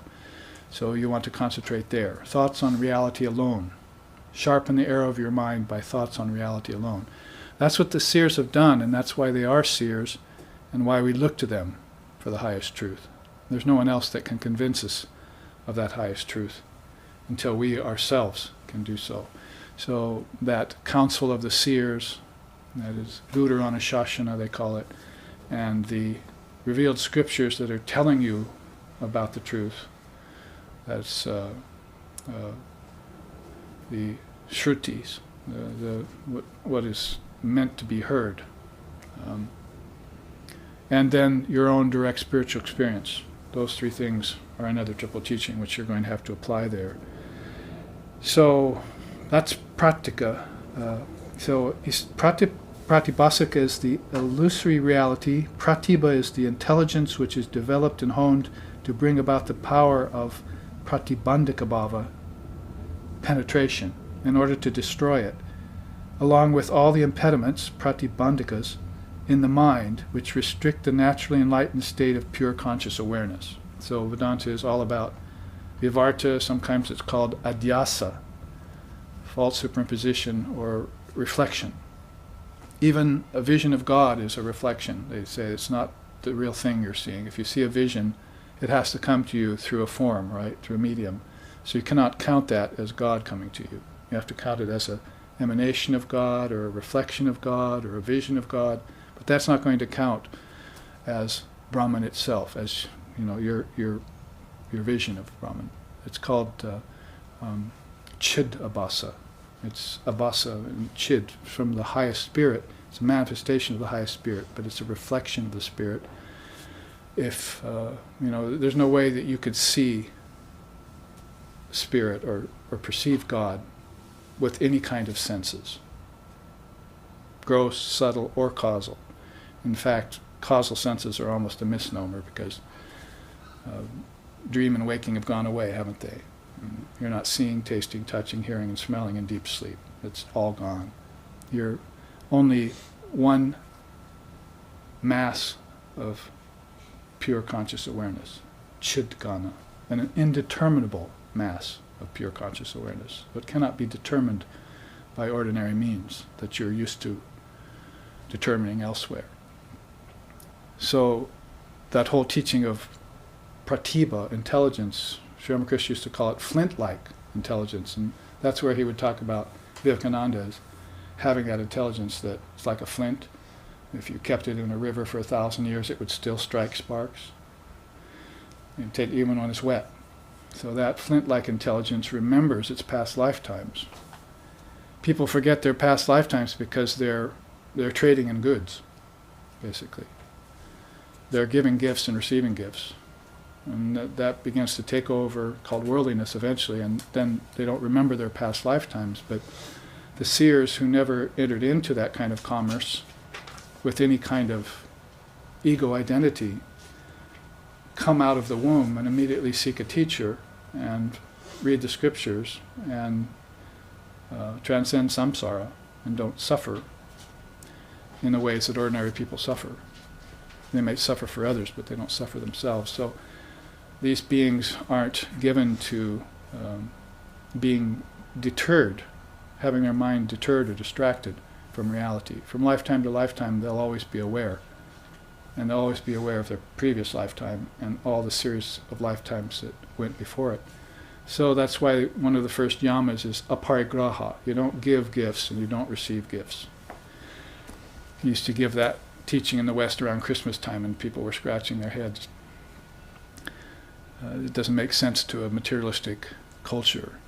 But if you're a yogi, it makes really good sense, and it also all of a sudden awakens to you the fact that I've been ignorant of my coming and going for the past several millennia, ever since I fashioned a separate I in the first place, called an ego. And I've been assuming myself to be an ego every time I've been born. Therefore, my pratibha, my flint-like intelligence, was not working. I was not a flint, I was a match. And when the match is put in the river, it's soaked, it won't strike sparks. However, Sri Ramakrishna used to say you could take that match and put it on a rock in the sun, it'll dry out, and it does have sulfur in it. So then when it dries out, then you can strike it. Now he's talking about sadhana. I told you grace and self-effort are the two means to get qualified in realization. Well, that drying out of the match of the mind on the riverbank of the manifested Brahman, or as Buddha said, getting out of the river, and becoming a witness, is sadhana, is practice. And Buddha called it dharma drops. He said everything you do in the world are raindrops into the river of karma. None of it helps you except those that fall into the dharma bucket. So every meditation you do, every scripture you read, every act of service you do to humanity, every puja you do or offering of a flower, especially if any of this done with a sincere heart, every tear you cry for God, which is rare for the human being. They cried jugs of tears for the world, but seldom cry for God. All of those are dharma drops. They fall in the bucket and they will accumulate. So that's why people keep up their sadhana even if it doesn't seem like it's doing anything, whereas other people give up their sadhana after a few months or a year. So one has to know that there's this pratibha, this flint-like intelligence inside one, and one needs to strike it. And then one will get rid of these pratibandhika bhavas, these impediments,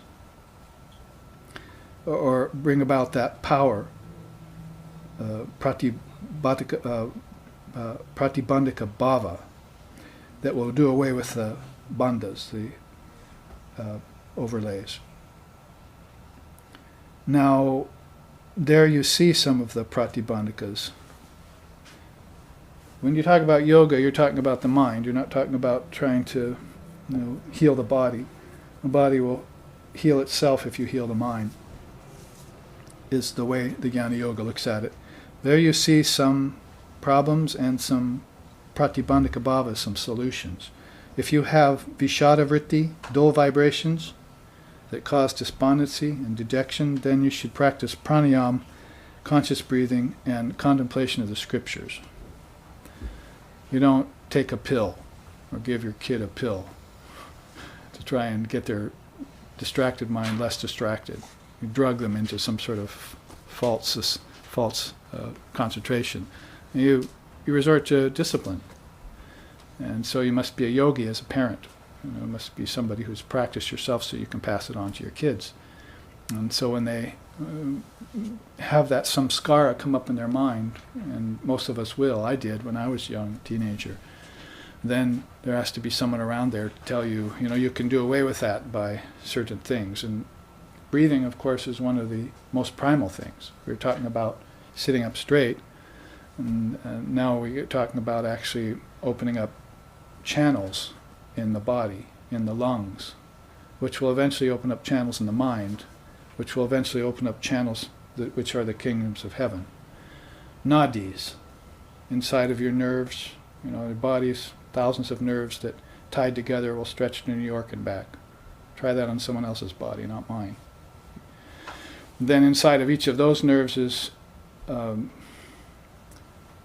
100 more, the Upanishads say, that you can't see. And inside of each of those hundreds is 72,000 others that you can't see. This goes into the kingdoms of heaven within you, and this is where souls go. They go inward, they drop the body, and they go along these channels. And it's the mind that's moving. If it hasn't neutralized its karmas, if it's still holding baggage or weight, then it's going to the realm of the ancestors through hundreds and thousands of nadis that connect there. Not just where the fetus connects to the mother's body, but inside of thousands of other nadis that conduct an energy by which man does not live by bread alone. So these are called nadis, and they connect to lokas. Lokas are worlds, kingdoms of heaven within you. And this concourse of souls that are going in and out constantly is proven easily just by saying, since I started talking 2 hours ago, how many of us have left the world and how many of us have been born again? And where have they come from and where are they going? It was never a mystery in India. They always knew about this kingdoms of heaven within, which Christ tried to tell the fishermen later in a culture that had forgotten, in a decrepit Judaism, you see, in which Christ had to come back and try and bring some higher truth to. All dharmas fall into a moribund state over time, and then they resurrect again. And this is why the religions are really eternal. But they go through in the world they go through these states because the human mind, of course, is going through these states of lower and higher consciousness. So a little bit about the nadis and the lokas, how they connect inside. And so you want to sit straight, so nadis in your spine will connect to organs, right? And it will conduct energy and make your organs healthy. Then you want to breathe, because you haven't breathed, maybe you haven't been breathing for a while. You've been kind of shut down. You've just been taking little short in and out breaths. But now you want to take a big in breath, hold it, take a nice out breath, hold it. There are actually 4 movements to your breathing process. They usually teach 3, in, held, and out. Puraka, Kumbhaka, and Rechaka. But there's another Kumbhaka at the bottom where you rest without breathing. And by the way, you rest without breathing tonight in deep sleep. 246,000 breaths a day turn into 120,000 breaths at night. And when you're in deep sleep, you stop breathing for minutes altogether, completely. And you don't lose any brain cells, like in suffocation or drowning, being brought back from a state like that. So you're in a sort of suspended animation where your consciousness has taken over all operations. And of course that's involuntary in most of us. Now we want it to be voluntary. We want to volunteer for our own enlightenment. Can I volunteer for the highest Brahman, please? Can I be a candidate? We're not talking about presidential candidates. We're talking about the mastery of our own soul here. So he starts out telling you that these pratibandhaka impediments are there. One of them is overcome by pranayama and consulting the scriptures. The next one is vitarka vritti. Vritti means vibration, by the way, thought vibration. Thoughts containing demonic vibrations which foster violence. He says, try indriya nigraha nirodha, control of the senses and restraint of negative thoughts. That's why we showed the chariot connected to the 5 horses, connected to the 5 elements. We want to get control of that process. Controlling it means what? Getting knowledge. If we have knowledge of it, then we control it. If we don't have knowledge of it, it goes its own way and we're drug along with it. That's why we're born again and again without knowledge of where we came from or what our source is. The next one is shushna vritti, mental vibrations beset by falsehood and deceit, leading to suffering. He says practice the yamas and niyamas. First yama is ahimsa, non-violence in thought, word, and deed. And satyam, truth. Asteya, don't cover the goods of others. Don't covet the goods of others. Good teaching for the Western nations. And then you have brahmacharya, be celibate. Be moderate in your sensual appetites. And then you have aparigraha, don't give and receive gifts. Don't own anything. You can handle it, never say it's mine. I'm a custodian of it. That's as far as it goes. That's for the monk and the householder, by the way. Householders should not own anything, including their kids. Christ said that too. Your children are not your own. They're independent souls. You're just simply the custodian of those souls right now. And then you have tapas, austerity. And then you have svadhyaya, study and memorization of scriptures. Huge piece in remembering your past lifetimes. Because in the same way you engaged in commerce of giving and taking, you see, loss and gain. You got into the duality of loss and gain. So that took your mind away from your only possession, really, yourself. The only thing you really have is you, your true nature. In this, by the same way, a study of scriptures brings back that remembrance. How? Not only are the scriptures telling you who you are, which helps, but you're not engaging in giving and losing anymore. See? Or you might say you've traded off giving and giving of goods at a physical level for the taking and giving of knowledge and ignorance. Now I'm engaged in the commerce of gaining knowledge so my ignorance can be destroyed. So you've jumped up a step in consciousness and you're working at the level of the mind, which is the seed of all karmas and the producer of all bodies. Your bodies come out of your mind in conjunction with nature. That is, all souls. That's why Dalai Lama has lived 14 lifetimes and knows them all, because he knows where he's going to come, what country, what gender, who his parents are going to be, long before he enters into the fetus. So this is all the art, the real art of dying. There have been books in the West about the art of dying, and it's all about, oh, you poor thing, don't worry. They're not. They should be sitting beside the bed saying, you're birthless and deathless. What's wrong with you? And exit the body consciously. You've been meditating on Ramakrishna for 50 years. Why are you whining and whimpering at the end? Ramakrishna will appear. Just watch inside in that concentrated way that you've been meditating. And watch the deity come. Like Mater Babu might come in a grand chariot, tended by gods and goddesses, plenty of wealth, take you up to a high Ramakrishna Loka. Or it may be just purely dissolving like a hailstone into an ocean. Give it all up, all form. Never come back again. The awareness of cessation, that beautiful phrase we had earlier. So, Sadhyaya will help you to remember your past births and then your true nature. And then you have Ishvara Pranidhana, devotion to God. Increase your devotion to God. Then you have Santosha, contentment. Then you have Saucha, purity. So those are the 10 yamas, niyamas. That's what he says here.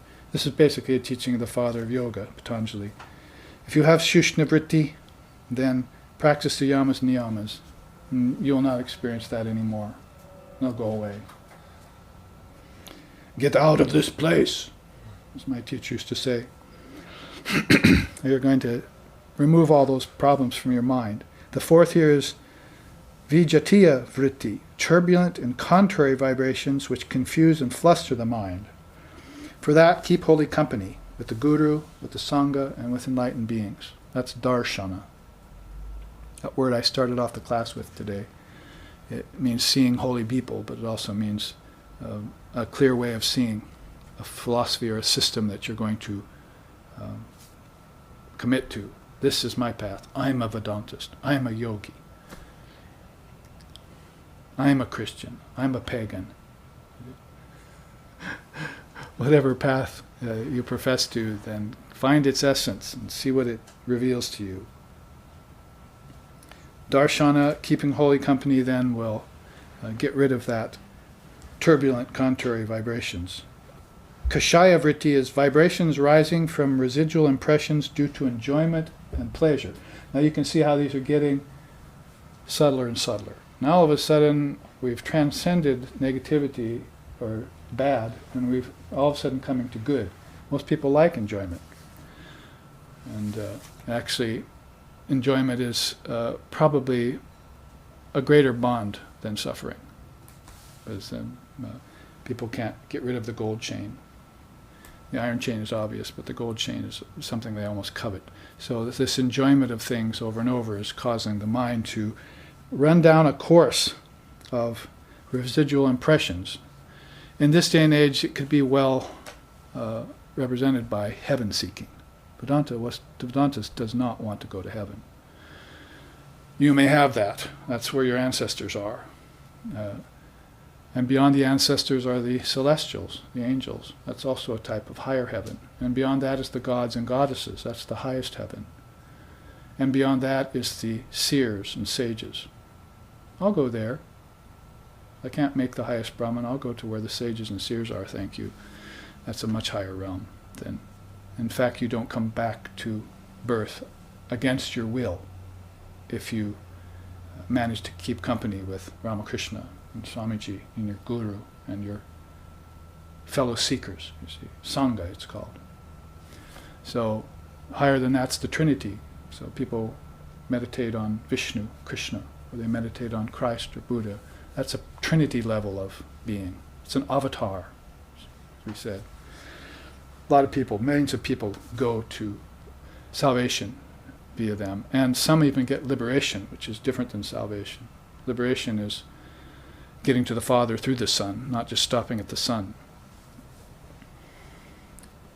So you can see how it gets subtler. If you want to transcend Kashaya Vritti, then practice the withdrawing of the mind from thoughts of sense objects, like heavenly objects. I want to enjoy bliss in heaven where the streets are paved with gold and running with milk and honey. Sounds like a sticky mess to me. No thank you. I'm not waiting for a post-mortem emancipation here. My freedom is now, and I'll have it now, thank you. Not in some phase of time, either backwards or forward. So that's what the Vedanta poses as the greatest attainment, is that attainment of enlightenment, liberation in this very life. Now, Manorajya Vritti is even subtler, ungrounded vibrations which cause the mind's awareness to drift. It must be that you're sitting now and beginning to try and concentrate your mind. And you've experienced evil vibrations, you've experienced confusing vibrations, you've experienced sleepiness and dullness, and you've experienced pleasure coming and going, attachment and aversion. Two of the great impediments to meditation. So it must be taking you into the realm of meditation now, where all of a sudden my thoughts start to drift. Aha, isn't that what happened to me tonight in deep sleep? Instead of going in as a seer, my thoughts drifted, and I gave myself over to the curtain of nescience, and I entered in without knowing what I was doing, and I came out without knowing where I went. And doesn't it sound much like birth and death? I entered in without knowing where I came from, and I'm going to who knows where. And that happens to me lifetime after lifetime. What's wrong with me? Oh, noble mind. You're acting like a petty potentate. You're the king of everything. You're like a great black bumblebee buzzing around the flowers in a tapestry. Is one song in India. You can see why, when I was your age, I went to India and learned these songs. I forsook the Beatles, you see, and Come On Baby, and mantras of that ilk. That, oh, here's some beautiful wisdom in a song. I was a musician, so I was attracted there. So that, later on, my teacher, I sang my first Indian song for my teacher, Swami Sheshananda, and he said, "That's the best of India." Another time I sang a song for him, and he said, in fact, Steve was playing violin with me at that time, and he said, always play for God, never play for people. I had been a symphony musician, and had played in front of thousands of people and so forth, given concerts and so forth, but gradually on my own, under my own, I began to eschew the ego that wanted to play for money and for fame and for recognition and so forth. And that became less and less desirable to me, and I began to think, I should be serving God. God is not a personality, it's a principle. That's how Vivekananda later would put it. So when Swami Sheshananda told me, never play for people, play for God, who dwells in their hearts. So then that was a sort of pivotal point for me. So when you're encountering these different levels of vibration in your mind, they can get very subtle until finally you can neutralize them. You have the power to neutralize them, just as you've done at every stage along the way, till finally now you have to use dharana, focusing inward on the immediate nature of mind and awareness. Somewhere along the way, a great soul had come to you and said, meditate on your true nature. It is the very essence of consciousness. It is pure awareness. It's timeless and deathless. So you heard various things like that come at you, and you begin to think of, what is the essence of my consciousness? Who is meditating? Who am I? Am I the body? Am I the senses? Am I the different states of consciousness? Am I my ancestors? God forbid. Too much karma in that exchange between ancestors and humans. Wars, riches, hatred, love, everything is there in an admixture, all mixed up in a bucket. So, enough of that, you see. And do I want the angels lording over me? Lord, no. Do I want the gods and goddesses lording over me? No.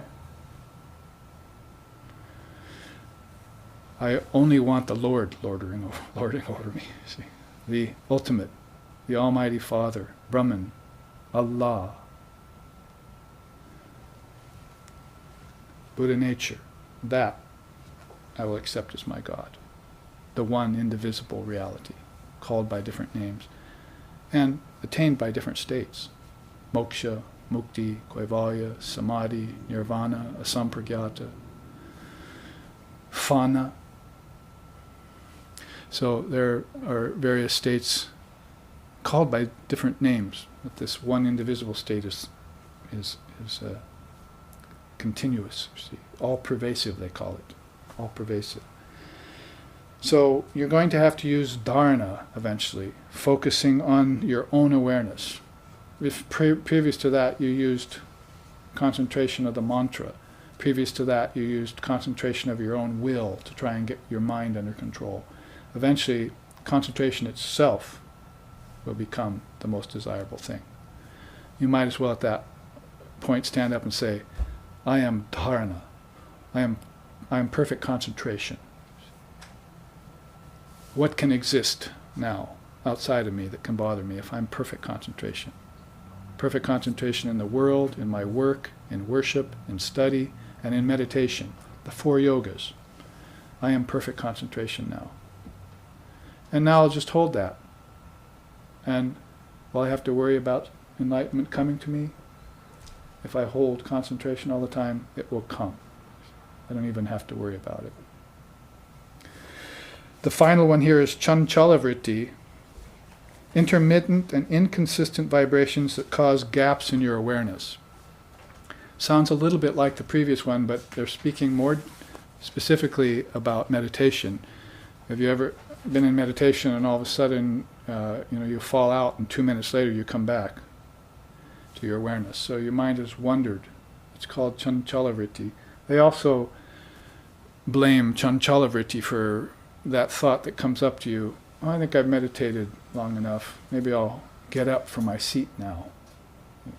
So it's that thought that's constantly suggesting itself, insinuating itself in the backdrop of your consciousness. Maybe it's time to get up and stop. So you want to leave your seat. But Shiva never leaves his seat. Brahman never moves. If I'm going to prove myself to be Shiva, Shivaham, then, and if I want to qualify myself for non-dual realization in Brahman, then I should probably become immovable. I've moved enough. So, 49 days Buddha sat under the bo tree. 40 days Christ went into the wilderness. Muhammad went to the mountain. Moses went into the wilderness too.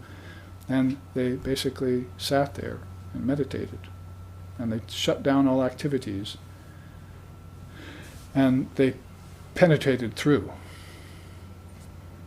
these pratika bandhas, these impediments that we're discussing right now. Most of them they found to be in the mind. That is, even the devil and Mara were simply in the mind, just like the gods and goddesses are in the mind. So they traced themselves to the source and transcended. That was done by dhyan and samadhi, meditation without breaks in order to realize the continuity of awareness. So I'm breaking into waves, right? And the waves are breaking into forms. So I'm going to stop breaking into waves now. I'm going to keep my mind in one vibration. I'm going to flatline. I'll die. I'll sit on my pillow till I die. That's in Zen what they say. Have you died on your futon yet? On your zafu? Have you died there? So you're sitting in zazen. So the Roshi will ask you that eventually. If you had that experience of non-self, of trans-ego, or of Buddha nature, how you want to put it in a negative or positive way, beyond all dualities, beyond form and formlessness, beyond existence and non-existence, beyond fullness and void. Have you had that experience where I and my Father are one? Then you're going to want to be very still for that, very peaceful, in a peace that passes all understanding, where rolls the stream of knowledge, bliss, and the truth that follows both. Sing high that note, sannyas and bold say, tat sat om. Yeah. So there you have Father of Yoga's description of vrittis, a whole host of vrittis. This is contained, spread out throughout the Yoga Sutras. I've gathered them together in a sort of list from gross to subtle to causal, and also put their solutions that both Father of Yoga and the Father of Vedanta, who commented on Yoga system, have come forward and given us. That's what I wanted to say about this 10th sloka of chapter 2. One should perform one's exercises in concentration, dharana, resorting to caves and other pure places helpful to its practice, the practice of mental yoga. Places that are where the ground is level, free of pebbles, scenery is pleasing, where there is no wind, dust, fire, dampness, or disturbing noises. Further, once I start doing that, and this is interesting because it's a different kind of obstacle. It's called occult or psychic level of realization. He says, forms that appear like snow, smoke, sun, wind, fire, fireflies, lightning, crystal, and moon precede the manifestation of Brahman in yoga practice.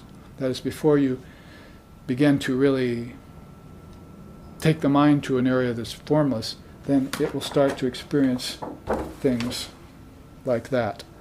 Some of us, many of my students have come forward and said, yeah, I'm seeing like my darkness is breaking up in my third eye. I'm seeing lights. Or I see a moon, appearing and then disappearing. It's like perfectly cylindrical. And every once in a while, it's like hazy and smoky, you see. And then there's a clearing, and then it's hazy and smoky again. So this mind is trying to break through these impediments to see through the curtain of nescience, is basically what we would say. And here's some of the things that happen. For instance, call up my copy of this so I can share it with you.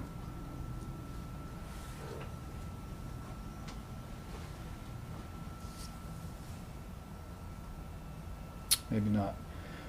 Ananda, feelings of bliss or delight. The 6 spiritual indications of Kundalini awakening. So these you might want to watch out for as you practice meditation and concentration. Kampa, trembling of the body or inner tremors, who in the early yoga hasn't all of a sudden experienced a kind of trembling. It's actually described here as a sign, but it's also according to Patanjali, the father of yoga, whose system we just looked at, is a potential obstacle. Shasha prasvashaha, it's called. It's a 6-syllable Sanskrit word.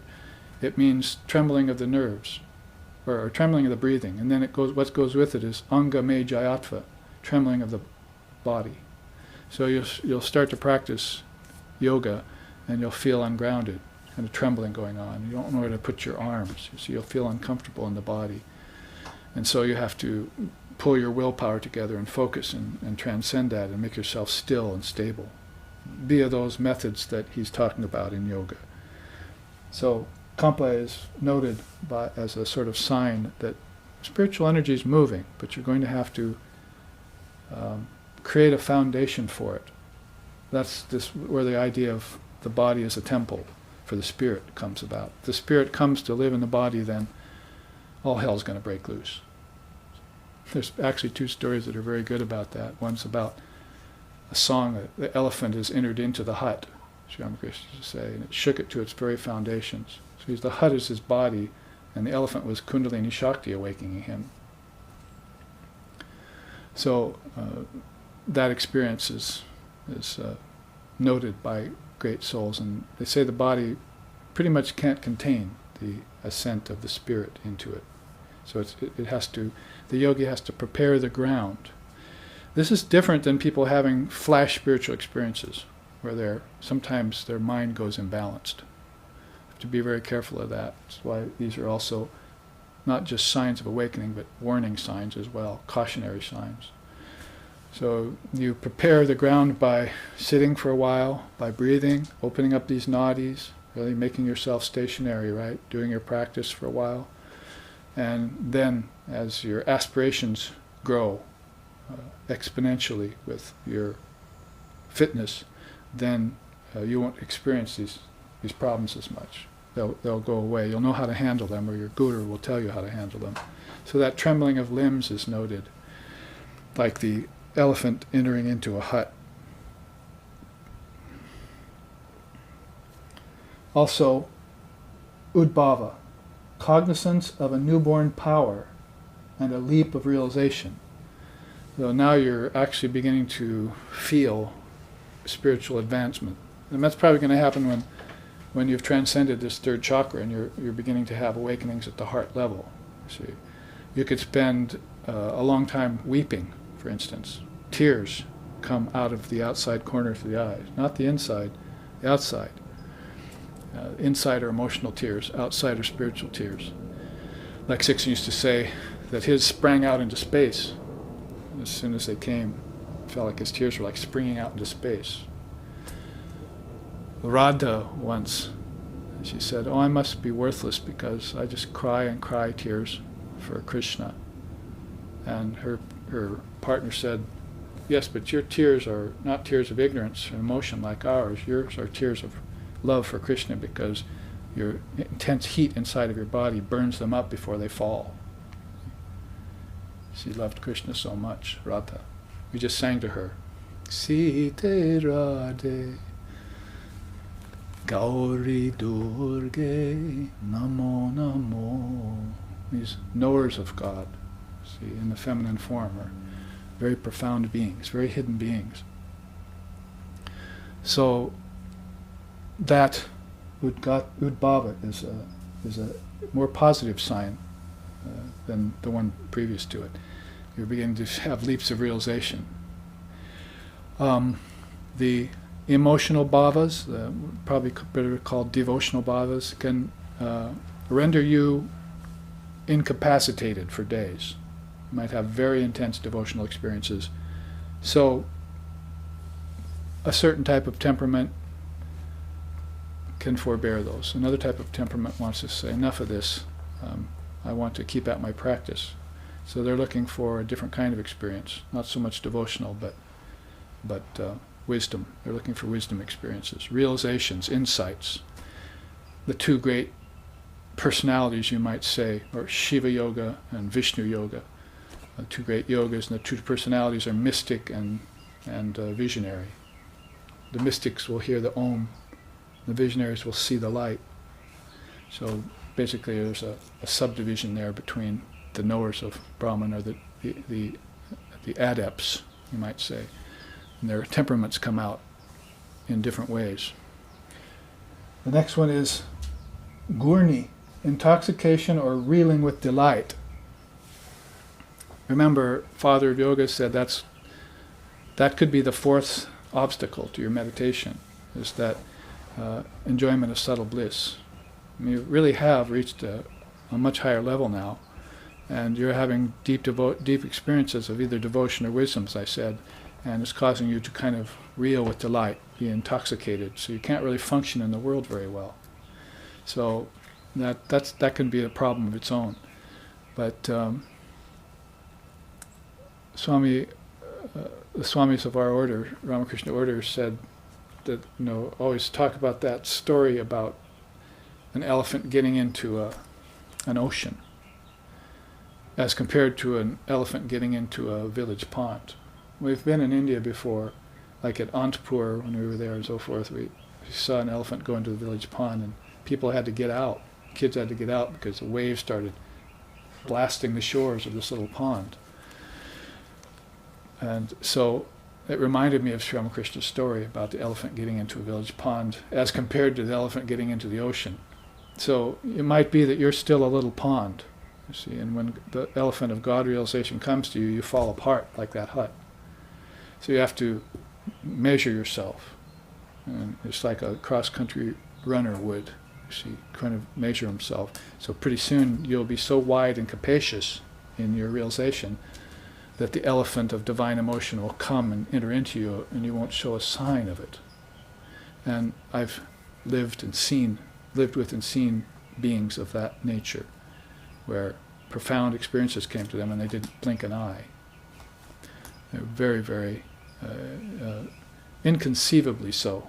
They're very, very deep beings.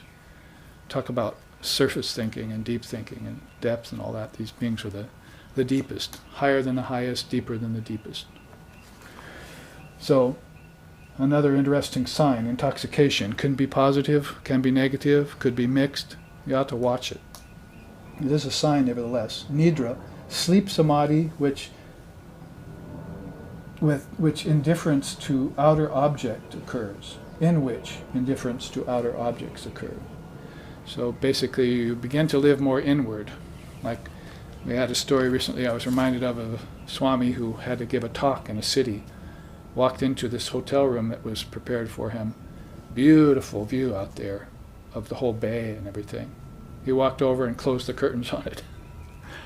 And his devotee said, "Why are you doing that, Swami?" Swami said, "Oh, I have everything I want inside." We have this sort of romantic relationship going on with nature. By the way, where birth, growth, disease, old age, decay, and death happen is in nature. That's why beings like Buddha sat for 49 days under the tree, to divorce themselves from nature. The soul is not matter. It's not energy. It's not thought. It's something completely other than those three. So thought, energy, and matter are happening in Prakriti, in nature. Therefore, I divorce you. Buddha said, I will not build any more forms there. I will not build forms of stone. I will not build forms of wood. I will not build forms of wise conception. I will not build forms of blood and flesh and bone. I've given up all forms. I am the Buddha, I am the awakened one. So this is a serious matter with the seers, and it's something that we ought to seriously consider. We're looking for these great souls, for the highest truth, then we probably ought to butt up against this problem or sign or tendency in our mind that happens around formlessness. The curtain of nescience consists of fear of formlessness. That's one of its great ingredients. Also consists of doubt about whether I'm formlessness or with form. So formlessness plays a big part in spiritual life, and it's something that everyone's going to have to encounter and deal with at some point. So they try and soften the blow for you. Guess what? You go into deep sleep perfectly, and you go formless, and you have bliss there. It's that natural, really. Death also should be that natural to you. So they begin to soften the blow and sort of prepare the ground for you. So those signs you could look for, a kind of sleep samadhi at night, nidra samadhi they call it, where you go into deep sleep, experience formlessness, and come out, and this whole world looks like a dream to you. And you've heard it before. Row, row, row your boat gently down the stream. Life is but a dream. There have been a lot of people who thought that way, Eastern and Western. So this idea of the haziness and of form, and the illusory nature of name and form, that's inconsistent and tends to persist in my mind. I have to thin that out. I have to get some distance from it. Detachment. And that's really the way towards spiritual life. You're headed towards spiritual life. And last sign here is Laya, merging of consciousness into Brahman. Hardly just a sign, but at first you will go in to a state like that and then come out and say, what the hell happened to me? See, where was I? What happened to me? Actually, it's pretty much the same about deep sleep, if you think back on it. But nobody really thinks about deep sleep. It's as if it didn't happen to them. But, gee, I wasn't awake and I wasn't dreaming. Where did I go? It's really very much related to the question, who am I, isn't it? In order to ask, where did I go, you're sort of admitting that there's an I. And so, what is that I? How does it move? Where did it originate? And now the whole Atma Vichara art that started back with Yoga Vashishta and persisted all the way up to Ramana Maharshi in present times becomes revealed to you. And now you know what an expression like cessation of awareness or cessation of objects means to your consciousness and to your nature. So I wanted you to see, this chart really is about the aspects of Kundalini Shakti, but I wanted you to see these 6 spiritual indications of Kundalini awakening, because he's talking about the appearance of snow, smoke, fire, wind, fireflies, lightning, crystals, and moon to the meditator. And that precedes the manifestation of Brahman in meditation. It comes before. It's anterior to your actual realization. So these are signs that you can sort of measure or guide yourself with in a realm that's almost impossible to navigate. It's like nobody's been there before except you. It might as well be that way to you. The seers, of course, have run channels in and out. Aurobindo used to say, amber stairs of birth and death. I've been up and down the amber stairs of birth and death many times until I knew every step, see. So I can be reborn without fear, because I know I'm not being born, actually. It's all an appearance, a dreamlike appearance. So as you get acclimatized to that sort of thinking, then you'll know what's happening to you more and more in meditation. And then, of course, will follow through to your life. You won't be walking around saying, what's the meaning of life? Your answer will probably be, there is no meaning to life. There's only eternal life. So I should quit asking the question.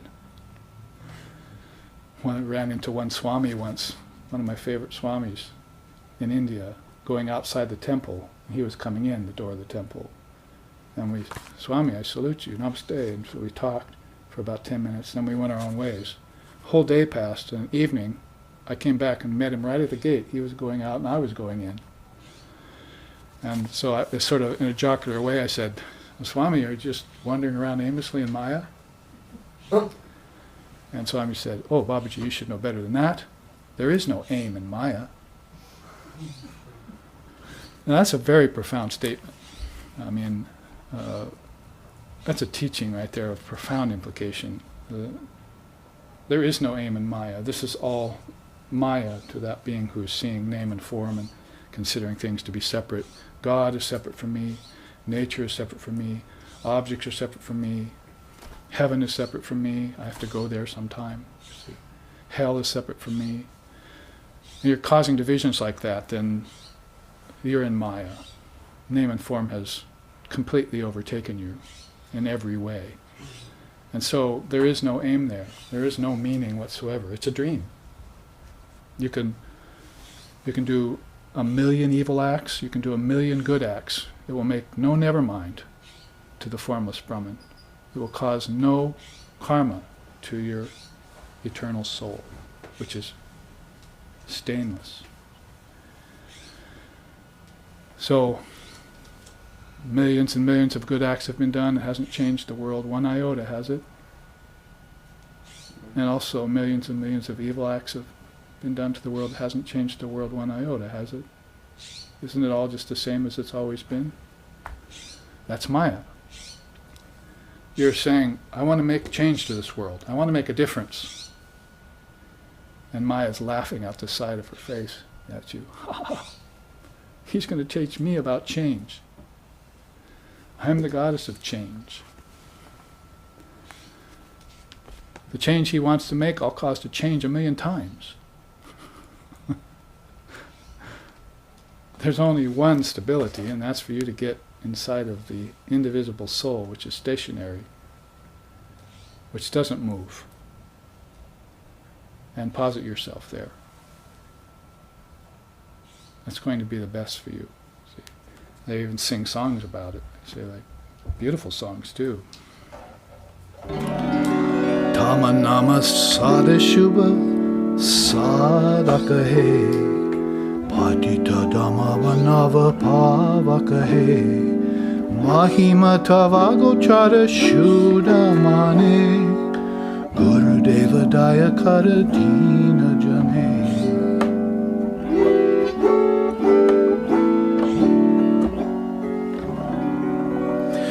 Jaya Sadguru Ishvara Prabhakahe Bhavaroga Vikara Vinashakahe Manayena Rahitava Shri Charane Gurudeva Dayakara Dina Jane.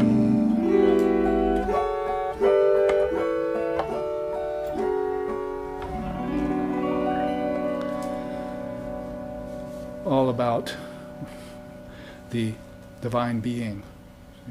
O Lord, your thought of you liberates souls. Your name even liberates the lowly and the fallen ones. But your deepest truths are reserved only for those with pure minds. O Lord, have mercy upon me. Beautiful devotional hymn. So a beautiful idea, you see, that if you purify the mind, then these great truths will be revealed to you. If you're just a fallen, lowly, suffering being, and you're seeking salvation through some grace or something, some vaunted grace or some post-mortem emancipation, then maybe you'll get it, if your longing is intense enough. But will you ever see those great visions? Will you ever realize those profound truths that are reserved only for those with pure minds? The beautiful distinction he's causing here and putting it into song from his own experience. Jaya Sadguru Ishvara Prabhapake. So my chief guru, you see, is Ishvara, the chosen one, the Ishtam. So in so many ways they give you teachings like that. Now in the remaining time, which is only about 10 minutes, because it looks like we are on track to finish chapter 2 tomorrow, I'll have some more charts for you here that connect up very much with this. If you can stay for it, it would be great. But we are then arriving at we are on chapter 2, sloka 12, and where he says, when the fivefold perception of yoga arising from concentrating the mind on earth, water, light, air, and ether have appeared to the yogin, then he has become possessed of a body made of the fire of yoga, and he will not be touched by disease, old age, or death anymore. Not be touched by it. It means he'll come back into the body again, and he'll leave the body, come back into the body, and disease and old age and death will be like a dream that happened somewhere down there at the level of at the atomic particle level, see, where everything's changing all the time. The manifested Brahman, the manifested Prakriti. But knowing his true self to be beyond manifested and unmanifested and identical with the supremely unmanifested, then he doesn't get born and he doesn't die again. You've heard me sing it again and again, and I'll continue singing it again and again. Namrityur na shanka, na me jati beda, pita naiva me naiva, mata manjanmaha. Mrityur, namrityur, I have no death because I never had a birth. I have no father and mother. Chidananda rupaha, shivoham, shivoham, om. It always ends with om, because everything ends in om. So, I am birthless, deathless, without father, without mother, that I've taken thousands and thousands of mothers and fathers and siblings and brothers and wives and husbands, is my finite nature, is my play, is my sport. But I was never any of those things. I was Shiva all the time. I was Shiva. I was Shivoham. Chidananda Rupaha. I am the very form of Chidananda, the bliss of spirituality, realization. I'm the very form of that. So you can see then, as he begins to talk about becoming possessed of a body made of the fire of yoga, what he begins to share with us. And that gives us just enough time to show this chart, which is about yogic connections. You can, you've seen this before, and it's a rather new chart, but we brought it out so many times. It applies just perfectly when he says here, in case you missed it, when the fivefold perception of yoga arising from concentrating the mind on earth, water, light, air, and ether have appeared to the yogin, then he gets a body made of the fire of yoga. So it's not just enough to say earth, air, fire, water, and ether. And you could be a biologist or an archaeologist or a scientist or an astronomer. They all say fire, earth, water, air, and ether. But what about if you connected them to their sources? I mean, you're walking about, swimming in a lake, then you're training a microscope on the sun, there's a telescope on the sun, and then you're studying the effects of breathing in the human body. So basically you're working with the five elements as if they were separate from you, and if they were separate from each other. But every object consists of a little fire, a little air, a little earth, a little ether, and a little water. So there's an intricate connection even on the physical level. But what if I were to take these, earth, water, fire, air, and ether, and connect them up to excreting, procreating, locomotion, handling, and speaking? Those are my five gross senses. In other words, water plays a very important part in the procreation process, right? Liquids of all kind come into play. Now, what if I were to take a little further and connect earth and excreting up to smelling, water and procreating up to tasting, fire and locomotion up to seeing, air and handling up to feeling, and ether and speaking up to hearing? All of a sudden I'm living a more connected life. My life before was fragmented because I didn't know, basically, that the five elements came out of the gross elements, and the gross elements came out of the senses, and the gross senses come out of the subtle senses. Now I'm not a fragmented mind anymore. I know the causes for everything. I know the cause and effect scenario. Before, somebody told me karma is cause and effect, so I better run away from it. But then somebody wiser told me, why run away from it? Why not connect it back into your very thinking process, master it, and be free of it forever? You won't fear it anymore. You could have drowned once, see, so you're afraid of water this lifetime. But you'll never find out that that's the fact until you start this connecting process. And what he wants you to do is actually meditate on earth, water, light, air, and ether. If you meditated on water, then eventually you're going to come up with your fear of it. That might actually start off the process. No, I don't think I do want to meditate on water. Thank you. I don't want to go there. I stay out of the water. One of my dogs jumps in the water, my other dog doesn't. What's that about? Why is that dog so fearful? Silly Snuffer didn't like water.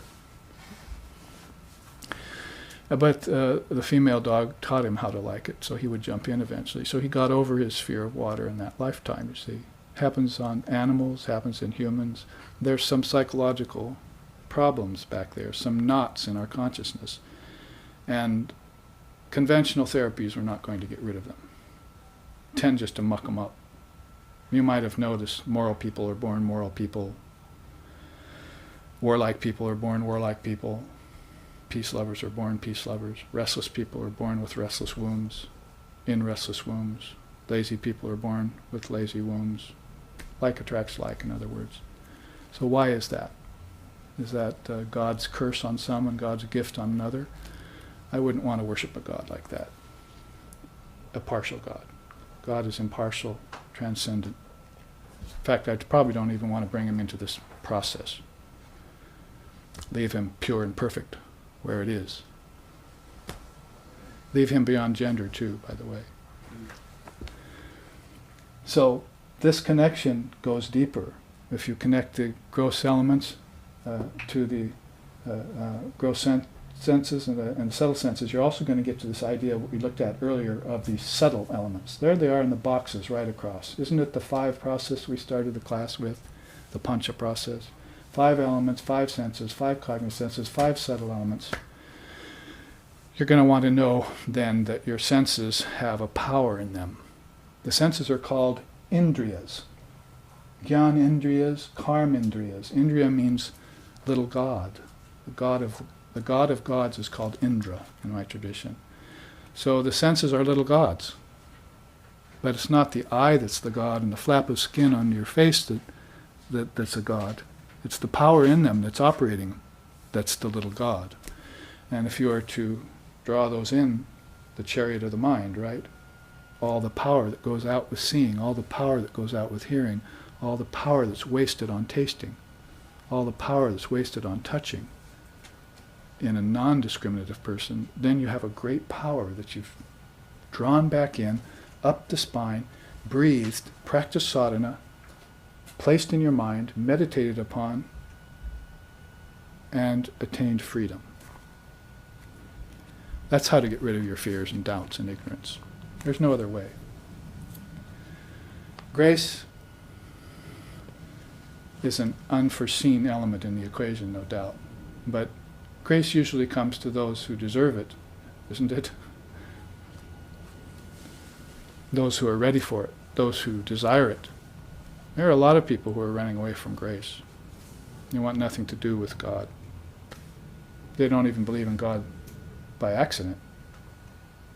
What to speak of belief and non-belief. So this kind of connection process is what he's talking about here. And so I ask you in the remaining time before tomorrow's class at 9:30 here on Sunday that you look at this sloka 12 of chapter 2 and look into the sentence where he says, concentrate the mind on earth, air, fire, water, and ether, and get a body made of yoga, the fire of yoga. Vivekananda said, I don't need anything, food, water, all I need is the Himalayan mountains and a scripture. That's and a body consisting of the fire of yoga, and I'm fine. I can sit there for 40 days and 40 nights, or for 49 days, and I'll be fine. I don't need anything. I could drop my body consciously if I want. Why am I worried about death, which is an illusion? So the connecting process has to go all the way to the mind and intellect, and there you'll find these principles out of which all form comes. That is, if you're thinking earth, God is thinking the solidity. In the mind of God, if he wants to create, that is the creator God, not the Brahman God, but the creator God wants to project worlds of name and form in time and space, he's going to do it based on the thought solidity, the thought liquidity, the thought radiance, luminosity. See? And that's what you will find when you drop these and go the opposite direction. You will come to that great mind called Mahat. And that's connected up to Om, the word. Those are great cosmic imperatives inside of you that if you reverse the process of evolution and start following the path of involution in a spiritual sense, then you will arrive at that jumping off place where then my mind will become like a hailstone and it will dissolve into the ocean of Brahman. So, chapter 2, sloka 12, take a look at it tomorrow, and we will meet here. We'll meet for the puja tonight, and then meet tomorrow here at 9:30 to try and finish up chapter 2. And thank you, live stream audience, for being with us, and thank you, all of you here in this classroom. I hope to see you tomorrow, and let's end here then with a quick chant. Om Bhadram Karnibhihi Sriniyama Devaha Bhadram Paschema Akshabir Yajatraha Stirai Rangayish Tushchuvam Sastanavir Vishema Devahitam Yadayuhu. May we see with these eyes what is good and spiritual. May we hear with these ears what is noble and uplifting. And may we, while worshipping the Lord and Mother of the Universe, with healthy minds and bodies, live a life which is beneficial to ourselves and to all other beings. Om peace, peace, peace. May peace be unto us, may peace be unto all. Om Hari Om, Hari Om, Hari Om Tat Sat.